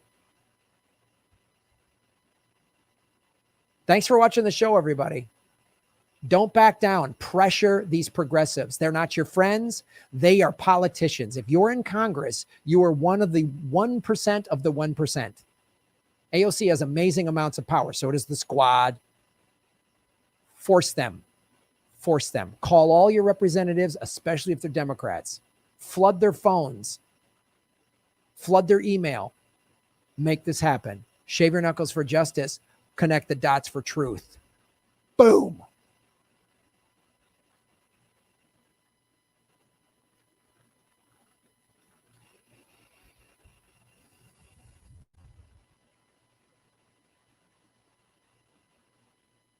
Sun Tzu, The Art of War, the most committed wins. Outstanding. Canada gives their citizens $2,000 per month every month, but that'll hurt other organizers if we ask for that. Fucking jackwagons.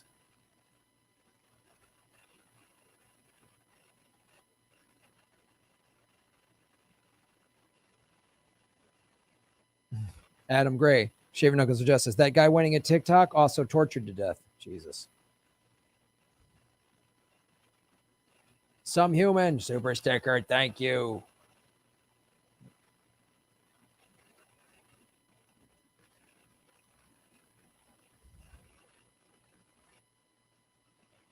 Make sure I didn't admit.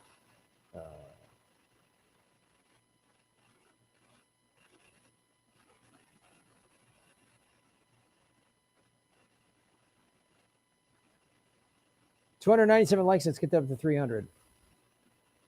God, I had another segment. Fucking. This show takes so much energy. God, I've already been talking. Oh my God. I'm losing my voice. I'm losing my voice. I'm losing my voice. Okay.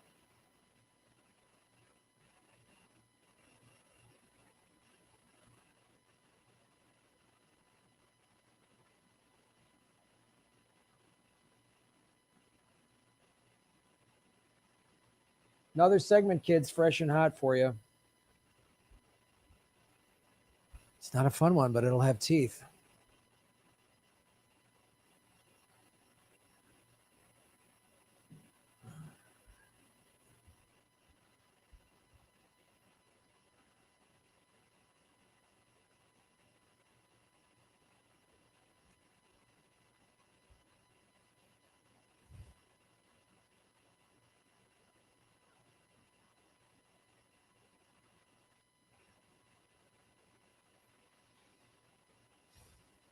Hello, everybody. My name is Graham Elwood, and you are watching the Political Vigilante. Thank you for tuning into our show. I've been following the Epstein case since it broke. I've done some videos on Peter Nygard. Well, this rat, diseased, ruling class pedophile. It's weird. All the billionaire pedophiles. Is that what you got to do to be a billionaire? Maybe we should just round them all up. Former fashion executive Peter Nygard arrested in Canada on sex trafficking charges. The U.S. Attorney General's office of the Southern District of New York. It's not a coincidence that there's always fashion industry talk. People had a fashion, Les Wexner, Donald Trump had a modeling agency. That's part of the recruiting. They recruit, and Ghislaine Maxwell did this. His girlfriend, we're finding out now, did this. It's always some fucking filthy creep pedophile and his filthy creep girlfriend. Yeah, they go up to literally 14-year-old girls and say, you want to be a famous model? Yeah. And if she's poor, comes from a tough background, whatever, the parents don't have money, oh, we'll pay you a little money to take you to modeling school. Trafficked out. Fashion mogul Peter Nygard indicted on sex trafficking charges. He was arrested at Canada at the request of the U.S. authorities. A federal indictment in New York City accused him of recruiting dozens of women and teenage girls for sex. Mr. Nygard, 79, used his company's influence, his money, and its employees to recruit adult and minor age female victims over a 25-year period for the sexual gratification of him and his associates, according to a 9-count federal indictment. When are we going to start hearing more about the associates? Because we've heard all about this for a year from Epstein. We've gone through Ghislaine Maxwell's deposition and all these big name people. Why did they? So I'm glad they're rounding up billionaires, but I want even more. I want everyone who's involved in this from the top down. I want the heads of the snakes. I want Dershowitz. I want Bill Clinton. I want Hillary Clinton. I want Donald Trump. I want them rounded up, and I want them in orange jumpsuits. I did this video almost a year ago. How a neighbor's feud in paradise launched an international rape case. So there were these bunch of rich assholes were fighting over an island in the Bahamas. And the billionaire Louis Bacon, the latest development in the lawsuit saying Mr. Nygard sexually exploited teen girls. This is from a year ago. Weird tiger creep. They all look creepy looking guys. Look at them. Some weird billionaire mullet. What a filthy creep.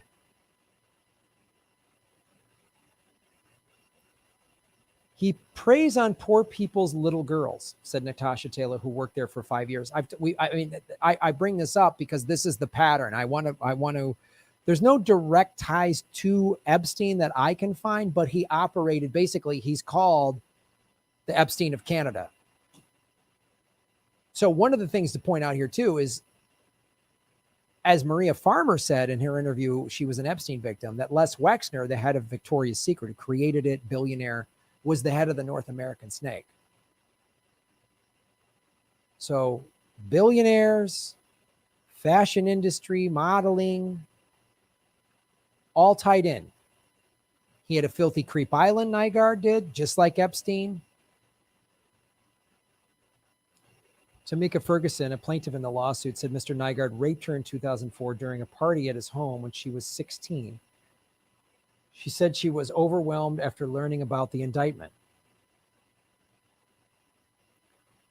April Talek, 47, a Canadian actress, said she was raped and held against her will by Mr. Nygard in 1993 after going to his company's Winnipeg warehouse for a modeling job. See the same pattern? Same pattern, same pattern, same pattern. This is how the filthy pedophile sex trafficking ruling class operates. They are the problem. They are the scourge of the earth. Immigrants didn't take your job. A billionaire did. You got screwed over by the bank. Thank a billionaire. Lost your job. Thank a billionaire. Insurance won't cover something. Thank a billionaire. And these are what most... Are all billionaires sex trafficking pedophiles? No. But that's their world. You get that fame. You get that rich. You whatever you want. I want whatever I want. I get it. Give it to me. So I'm going to take advantage of poor girls. That's evil. That's beyond like a greedy, I just want to, I'm going to exploit labor. That's pretty awful. But this is just evil. This is just pure evil. They're poor. I'm going to exploit them. I mean, Virginia Roberts Giuffre said the same thing about Epstein. He would laugh about, I paid off these poor families to have their daughters flown over here. People are anyone's viable. This is what capitalism breeds, by the way. Everyone who's like, yay, capitalism. Oh.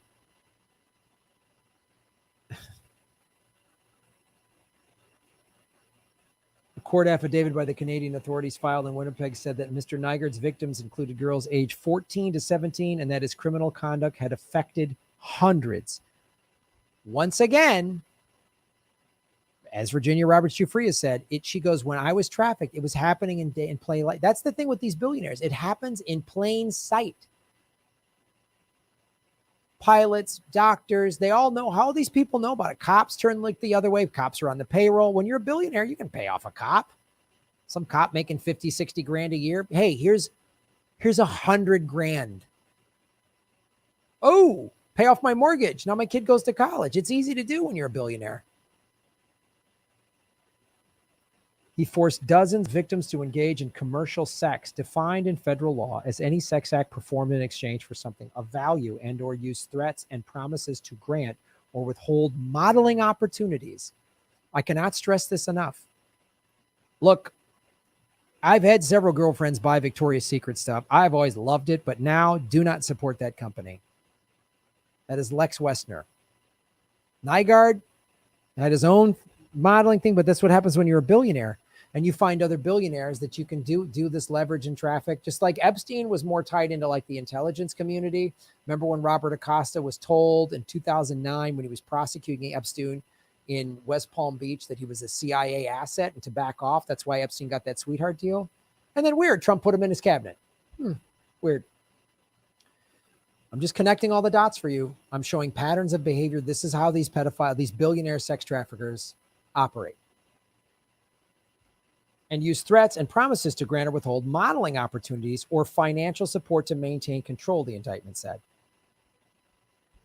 They look for poor people so they can exploit them financially because to them, look, if you're a billionaire, 100 grand, 50 grand, 20, it's nothing. It's literally like me pulling $3 out of my pocket. It's nothing to them. It's nothing.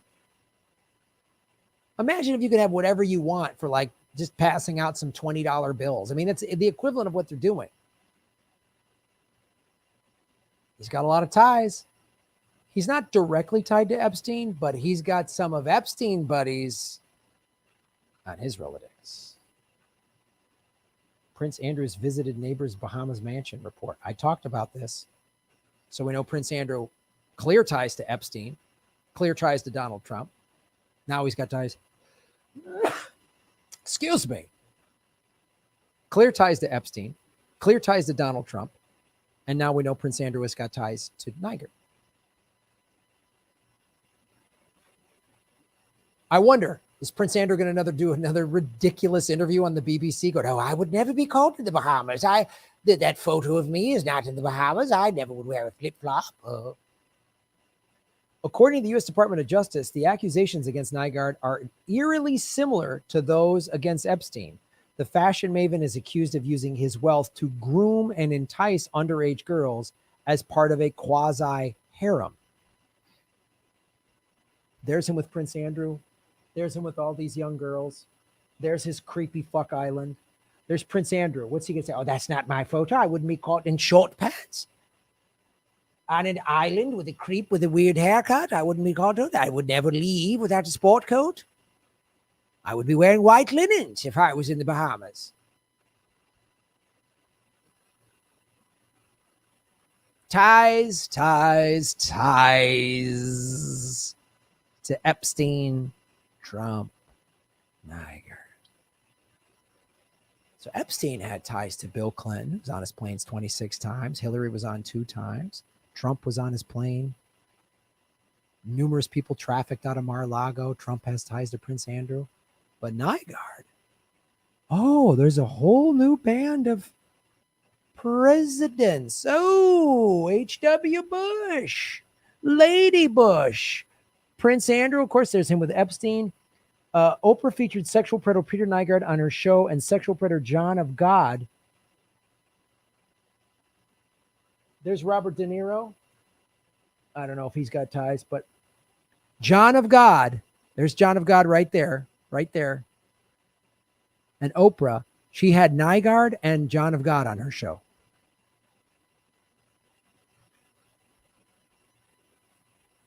Former head of the CIA, by the way. Also vice president under Reagan and was a president. All coincidences. Epstein was a CIA asset. He's a former CIA guy with a billionaire, Nygard. No, these are wacky coincidences. I'm crazy. Canadian fashion mogul Peter Nygard accused of sexual misconduct by sons. This was a while ago.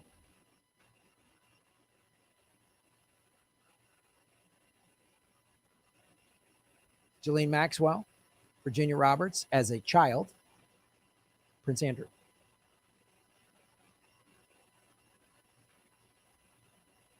Hey, there's Trump. There's another president.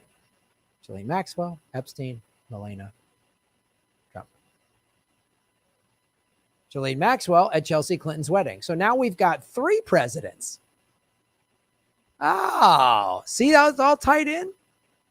3 presidents with some of the worst, 2 of the worst known, Nygard and Epstein.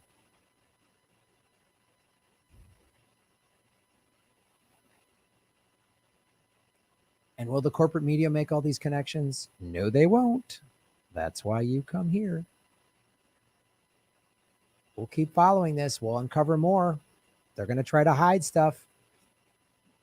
Now, is this a distraction? They got Nygard, and now they're going to take crazy Ghislaine Maxwell's plea deal. I did a video on that. I have an Epstein playlist. I'm going to put Nygard in this Epstein playlist.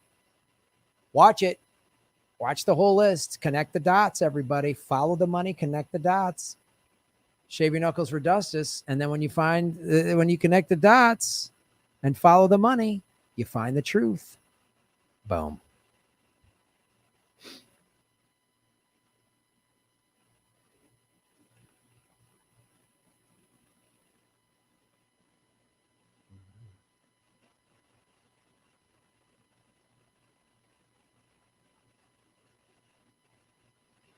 Any real evidence of Ghislaine Maxwell in custody yet, Adam Gray? Nope. None that I've seen.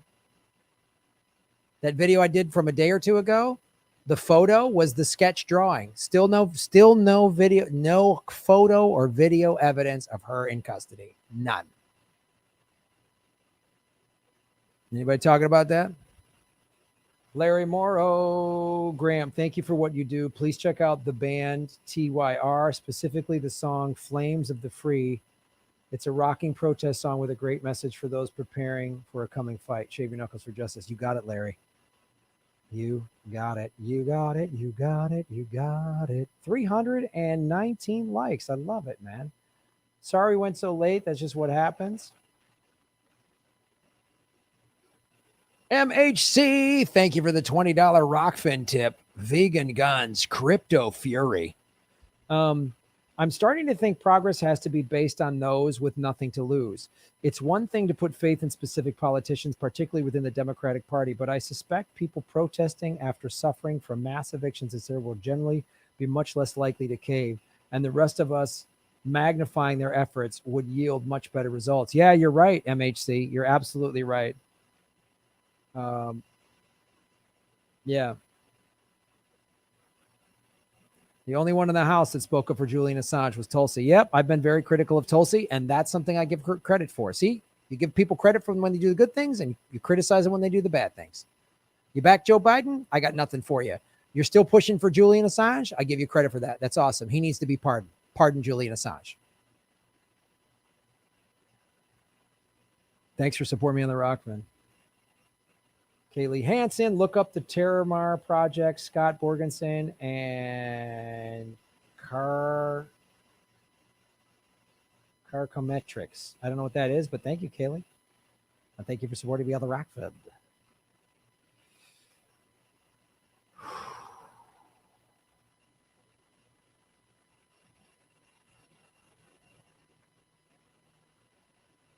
Graham, I come here because you are you. Thank you. That's all I know how to be.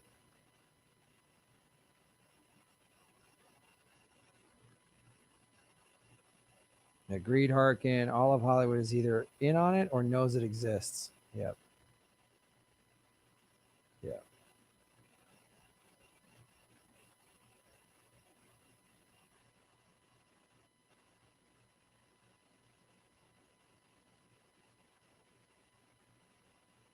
Thank Beverly. Yeah, just reading through your chats. Make sure I didn't miss a super chat.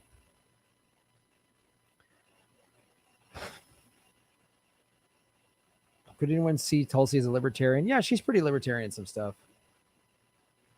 I hope Tulsi leaves and goes third party. That's what we need. We need a big defect. Tulsi has a bill to repeal the Patriot Act. Oh, that's cool.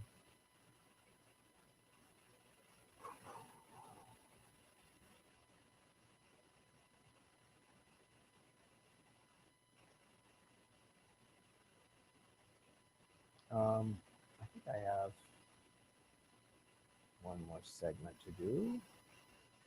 Oh, yeah, this is a good story. We gotta do some positive stuff. Some positive stuff.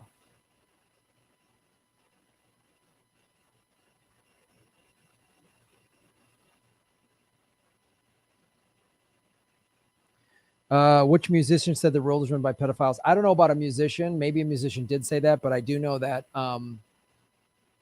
Stanley Kubrick, the filmmaker, said it. Maybe a musician said it as well.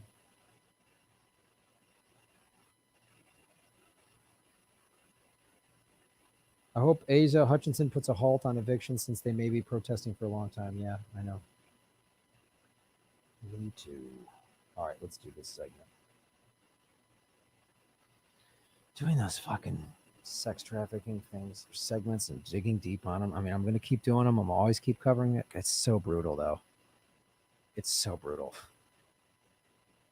I'm always just like, okay, let's go dig into that. And then it's so brutal. We're going to do some good news, folks. Hello, everybody. My name is Graham Elwood, and you are watching The Political Vigilante. Come on now. Let's do it. I talk a lot on this show about worker cooperatives, about getting out of the oppressive corporate structure. They've done something really smart in New York City. Because, look, in California, we just tried to do this ballot measure, I think it was 22, to force Uber and Lyft to give more rights to their drivers, right? The drivers make all the money. You know what they did in New York? They just started their own driver cooperative. Yeah, this is what I'm talking about. And I'm going to go into it, and the link is in the show notes, but one of the organizers of this company was a labor organizer, and he said, fighting these companies on a labor is so much. Why don't we just start our own shit? That's what I'm down with. I'm so down with that. I'm here because of that. I had to bang my head around show business for years. Oh, they won't let this, and Comedy Central doesn't want. They're going to pass on you. Or you audition, and so pitch this script, and I do whatever I want here. I didn't have to pitch to the network that I want to dress up like Granny Petrol and do this bizarre character or do Dairy. I didn't have to pitch that. I just did it. I did it. You guys liked it. I keep doing it. Oh, I want to end my live stream singing as William Shatner as karaoke. Oh, wow. The network's not what? Who? I do whatever I want. You circumvent it. That's why I'm a big advocate for cryptocurrency and Bitcoin. It circumvents the central banks. It decentralizes it. This is huge. New York City Drivers Cooperative aims to smash Uber's exploitative model. The city's first worker-owned ride-sharing app gets ready to take on the big boys. This is huge. I want this in LA. I want this in every city in the country, if not the world. Everywhere Uber and Lyft is, I always use Lyft because it's sort of like, it's a little bit better, but I know people that drive for Lyft. They get treated a little bit better, but no, this is what I talk about.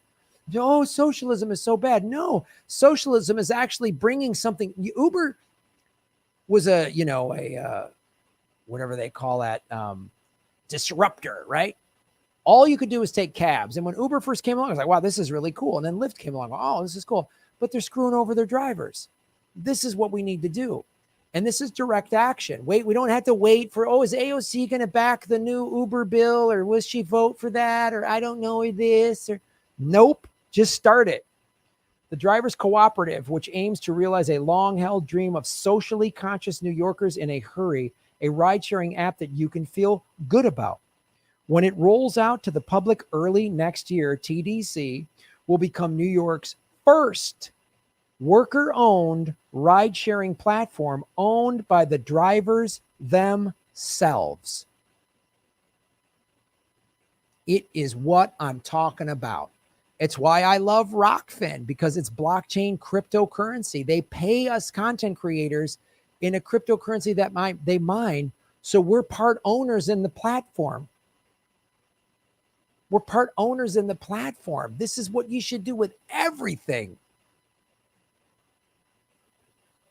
Its founder's brazen idea is that TDC can actually gain a competitive advantage over Uber and Lyft, saving money and funneling those savings back to drivers. Everyone in New York City, find this app when it comes and download it and get that going. And they don't need to spend a bunch of money on marketing, because everyone will jump on board with this. Everyone will get on board with this. And all the drivers will jump over because they're like, oh, we're going to get paid better. Wouldn't you? Anyone out there who's an Uber or Lyft driver, which I know many of you do this. I have friends who do it in LA. A lot of comedians were doing it. I don't know how it's going during the pandemic. I know some people that are still doing it. But I know actors and comedians and stuff that do it in LA because, I can just, between auditions, between gigs, I can just turn my app on and go drive. But it's like hard, man. I have friends like, God, I got to bust my ass for this. They don't get health care. And that's bullshit. Uber especially has billions of dollars. They could pay their employees. They could give these people health care. They could put a cap on it. Like, you got to drive X number of hours a week, minimum 20, 30 hours a week. But come on. And after you figure in gas and oil changes and repairs and amortize all those big repairs like tires and brakes, they're clocking in at $12 an hour. And God forbid your car breaks down or gets in an accident. Oh, man. The way the Uber model is organized, it's extractive. It takes out the money and doesn't give back much. Imagine a company that doesn't have any profits but has created billionaires. Lewis says that money comes from drivers. Oh, if you clocked in that many hours driving, wouldn't you like to say, that's what a worker cooperative can do. And that's why it'll blow apart all this. Oh, socialism means you're going to be in bread lines driving for Stalin or whatever. Boo. No, you're going to have people. I bet you, watch, I'm going to do a video a year from now. And I bet you I'm going to be doing a story going, there's these drivers in New York going, man, I make 70, 80 grand a year. I make a good living. I can afford taking care. I'm feeding my family. It's paying for my law school, whatever. You're going to hear these stories like, I'm making really good money. I made 120 grand last year. I'm an owner. The company had extra profits and they're going to share it with their drivers. Oh, yeah. Oh, yeah. Companies that operate in the industry regularly push much of the risk of employment onto the drivers by classifying them as independent contractors. That's how they get around paying you health care and giving you real wages and, all the time they're putting in. You're driving fucking hours a day. Man, you should have health care. You should get massages once a week. You should have a chiropractor. You should have, vacation days. You should have all that shit. So Uber's stock portfolio keeps going up. They make billions of dollars. You do all the labor and you get 12, 13 bucks an hour, maybe 15 bucks an hour. People tip you. Maybe you get a plug-in hybrid or something that gets better gas mileage, or you get one of those, Chevy Bolt electric, maybe. Rather, by classifying them as contractors rather than employees. They also push the cost of the job onto the workers, forcing them to pay their own car and maintenance, not to mention things like healthcare benefits. Instead of being paid to work, in other words, ride-sharing apps, like other gig economy companies, make people pay in order to work. Someone come up with a Grubhub version of this. Someone come up with an Instacart version of this. See how we can take their shit and stick it to them? You're out there busting your ass driving for Uber or Lyft or Grubhub or Instacart. You're putting miles on your car. So your car is depreciating the shit out of it. When you try to sell it, it's going to have 80,000 miles on it, not 30,000, because you clocked in all these hours. When you drive, most of the average people drive like 10 to 12,000 miles a year. If you're an Uber driver or whatever, you're clocking in 30, 40, 50,000 miles a year in some cases. So that's all those. You got to buy more oil changes, more fuel, all those repairs. Those like every 20,000 miles put in new. You're doing all that shit that's usually an every 2-year thing. You're doing it every 9 months. Tires, brakes, the whole shot. You get into an accident, you got to pay insurance. It goes against your insurance when you get into an accident. And Uber was great initially because of in New York City, the cab drivers, the cab was tough. This is it. Uber cut pay rates while the number of drivers rose, leaving many who had taken out loans to buy cars for their jobs struggling to meet their debt obligations and earn a living. And they give you you get a $2,000 bonus if you clock in this many rides. And it was I know people I had to kill myself to get that $2,000 bonus. Yeah, and then you buy a car loan or get a nice fancy car. Well, now you got a car payment and the insurance on that. You have to get extra insurance if you do ride sharing. Yep. Oh yeah, extra insurance because they know you're going to be driving more. They know you're more likely to get into an accident. So the car insurance companies take more money from you. And this guy who put this all together, Foreman, who has been through bitter union battles with big companies, realized that for the same amount of effort, workers could probably start their own venture. So when I'm on this show saying, vote with your dollars, I'm talking about supporting a company like this. But I'm also, when I say vote with your dollars and I say grow your own food and do your research on cryptocurrency and invest a little money, if you can, it's just do your own research. Don't risk money you can't afford to lose. But that's why I'm become so big on Bitcoin and cryptocurrency, because it gets us out of this cycle. This is part of that. Create your own worker cooperative. Are you working somewhere where you're getting screwed over? Create your own, start a union, create your own worker cooperative, whatever. They have so much power. When this thing launches, it's going to go through the roof, man. And just watch. Every city is going to go, we want one, we want one. Chicago, LA, New York, Dallas, Atlanta, Miami, we want one. San Francisco, we want one. Everyone's going to get it. I've taken Lyft and Uber in every city in America. I've taken them in Australia even. The driver's cooperative financial advantage. For one thing, the billions of dollars that Uber has spent on marketing the concept of ride sharing mean that TDC has little need for big ad budgets. Everybody knows it is. Uber had to overcome this. What's Uber? What's it? Wait, taxi? What is it? We all know what ride sharing is now. Oh, it's a worker-owned cooperative? Fucking socialist Uber? I'm in. Sold. You got to use this one. Everyone go on social media, share about it. Boom. Anyone in New York, the minute this thing starts going, start using it in New York and talk about it on social media. Just get the word out. By summertime, especially if this vaccine works and if things open back up, boom. Uber and Lyft take around a quarter of the money from each trip, some of it to pay for all that marketing. The co-op plans to only take 15%. So now you're going to make more money. And also, if the co-op has any profits left at the end of the year, they will be paid out to drivers as dividends. This is the advantage to worker cooperative. Uber has a big year. The executives get a profit, not the drivers. Lyft has a big year. The board of directors, the CEO, they get bonuses. Hey, driver, you don't. This driver's cooperative, you get that bonus. Imagine, just picture a year from now working for this company. And maybe it's not a huge bonus, but just imagine right now, think about what like $500 would do. The CEO gets to buy a new summer home, or you get every driver gets $500. What would $500 do right now? Right? See that? The Drivers Cooperative is starting a pilot project this month, giving rides to workers for the Bronx-based Cooperative Home Care Associates. Oh, they're helping out frontline workers, it sounds like, in the middle of a pandemic. An example of cross co-op cooperation.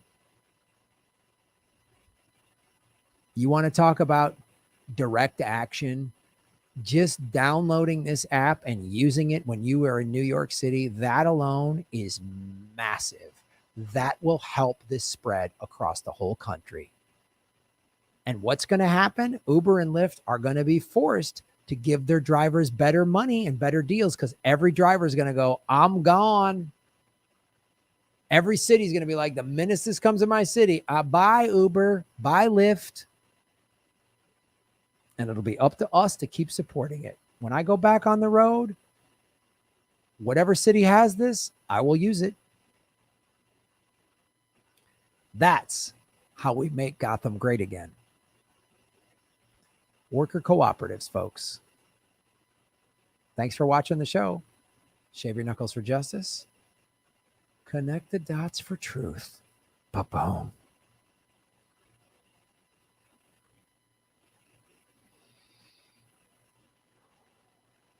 All right.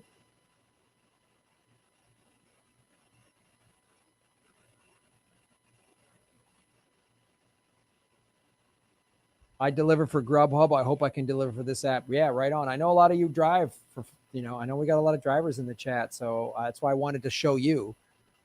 So not only can all of us use it, but that those of you who are working for Grubhub and Uber and whatnot go, oh, start this in your town. Get this going in your city. Get all your drivers organized in your city at your app and say, hey, we got to start one of these, or just reach out to this company and say, how do we start this shit where I live? Start your own, whatever, man. Get it nationwide. That's the key. Get this TDC to be nationwide. So now we all have that app and we're all using it. All right.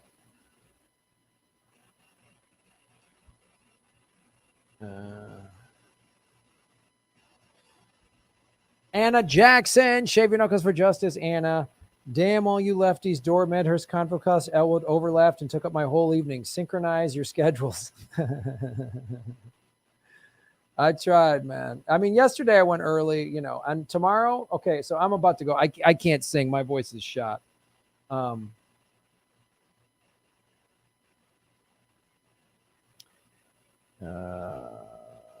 on, let me check the rock thing. Hal Piper, shave your knuckles for justice. Hal, thank you for tipping me out on Rockfin. Appreciate it. Supporting the crypto guns, vegan, Bitcoin. Boom. Graham Elwood received a tip. Thank you so much. Hey, dude, keep it rocking. You got it. Start with the Terranol project. It's very Jolene related. Okay, good to know. Thank you so much for that. Right on. Yeah, Rockfin has an app, by the way. I think it's just for Apple phones right now. It's not for Android yet, but it's an app so you can watch my Rockfin videos. There's no ads. If you watch on YouTube, please watch the ads. That's how I get paid. When you click skip ad, I don't get paid. You can sign up for Rockfin for free. The premium content costs $10 a month, and you get everybody's premium content. But Rockman has an app now. I'm really trying to get behind them. They're the future. And if I ever get deplatformed by the big YT Googie, that's where it's all going down. So that's been my backup plan for a year and a half now. Start a workout.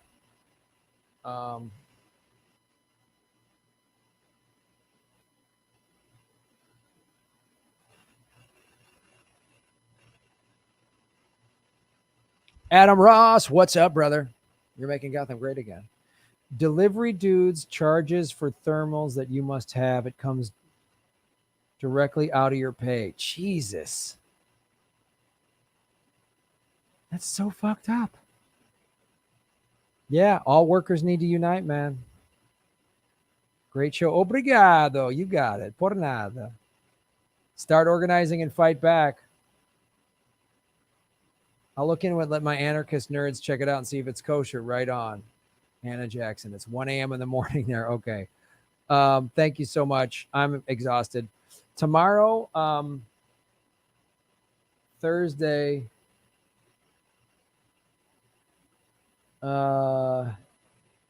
Okay. Thursday, tomorrow, December 17th, we will do government secrets at 3 o'clock Pacific time. And then at 4 o'clock, we're going to have Fidel Kaboob on. Had him on about a year or two ago talking. We're going to talk MMT and cryptocurrency and talk about all this money printing that's been happening with the stimulus and get his take on it. He's a big MMT economist, very smart guy. I'm really curious to hear what his take on all this printing that's going on as it relates to MMT and really talking about cryptocurrency. So I brought a lot of crypto people on, Rosie Tran, Christy I want to bring Fidel Kaboob on because I just want to get more knowledge. I want to get knowledgeable about it. I want to pass that knowledge on to you. Watch more crypto videos, get knowledge, get knowledgeable. Watch Bitcoin.com, watch their Bitcoin 101 playlist, watch Crypto Casey, watch Altcoin Daily, watch Da Vinci. And Da Vinci and the Moon are really about day trading. And so it's a little complicated at first, but it helps me just kind of understand what's going on with the market. Watch Max Kaiser, the Kaiser Report, watch Boom Bust. Those are the shows to watch and really learn more. Get yourself educated about cryptocurrency. Bitcoin just broke a record today. Kaboob is on tomorrow at 4 o'clock. So Lee Camp tomorrow, 3 o'clock Pacific, doing government secrets. We'll do that for an hour. And then Fidel Kaboob will be on at 4 o'clock Pacific tomorrow. You should go on the Joe Rogan show. I would love to. Joe Rogan needs to invite me. You know, he's got a lot of big name people coming on his show. I'd love to be on Rogan. It's not that I don't want to. I mean, I know his producer. I know Joe. But, you know, they're getting 1 million requests a day. If you guys email Joe Rogan and say you should have Graham Elwood on your show, he's talking great stuff about, Epstein. And that helps when a lot of people go, hey, Rogan, you should have Graham on. He knows who I am. Joe Rogan knows who I am. So that helps. If you guys reach out Rogan and his producer, Jamie, they're all good dudes over there, Rogan, but Rogan's huge. I mean, that's, he's got 10 million followers or whatever. So it's not that I don't want to, it's not that I haven't thought of it. It's just, he's got to invite me. Thanks.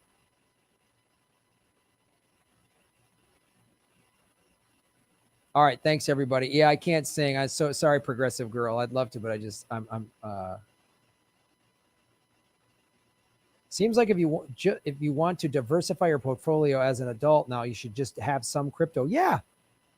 Some people just have 3 to 5% of their portfolio in crypto. I tell people start small amount of money you can afford. Don't take your whole bank account and empty your 401. I'm not giving financial advice. I'm just telling you, this is what I'm doing, what I'm reading. And I want you to get more involved, to pay more attention so you can help yourself. That's part of what this show's all about. We got to empower ourselves, worker cooperatives, get out of this cycle. So that's why I talk about that.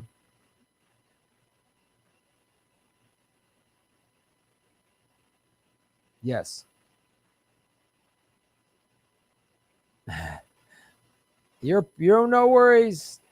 Thank you for being patient with my Instagram. No worries, Nicole. Thank you. It's great to hear from everybody. Graham Axos is reporting that Trump is planning a rally during Biden's inauguration. Yeah.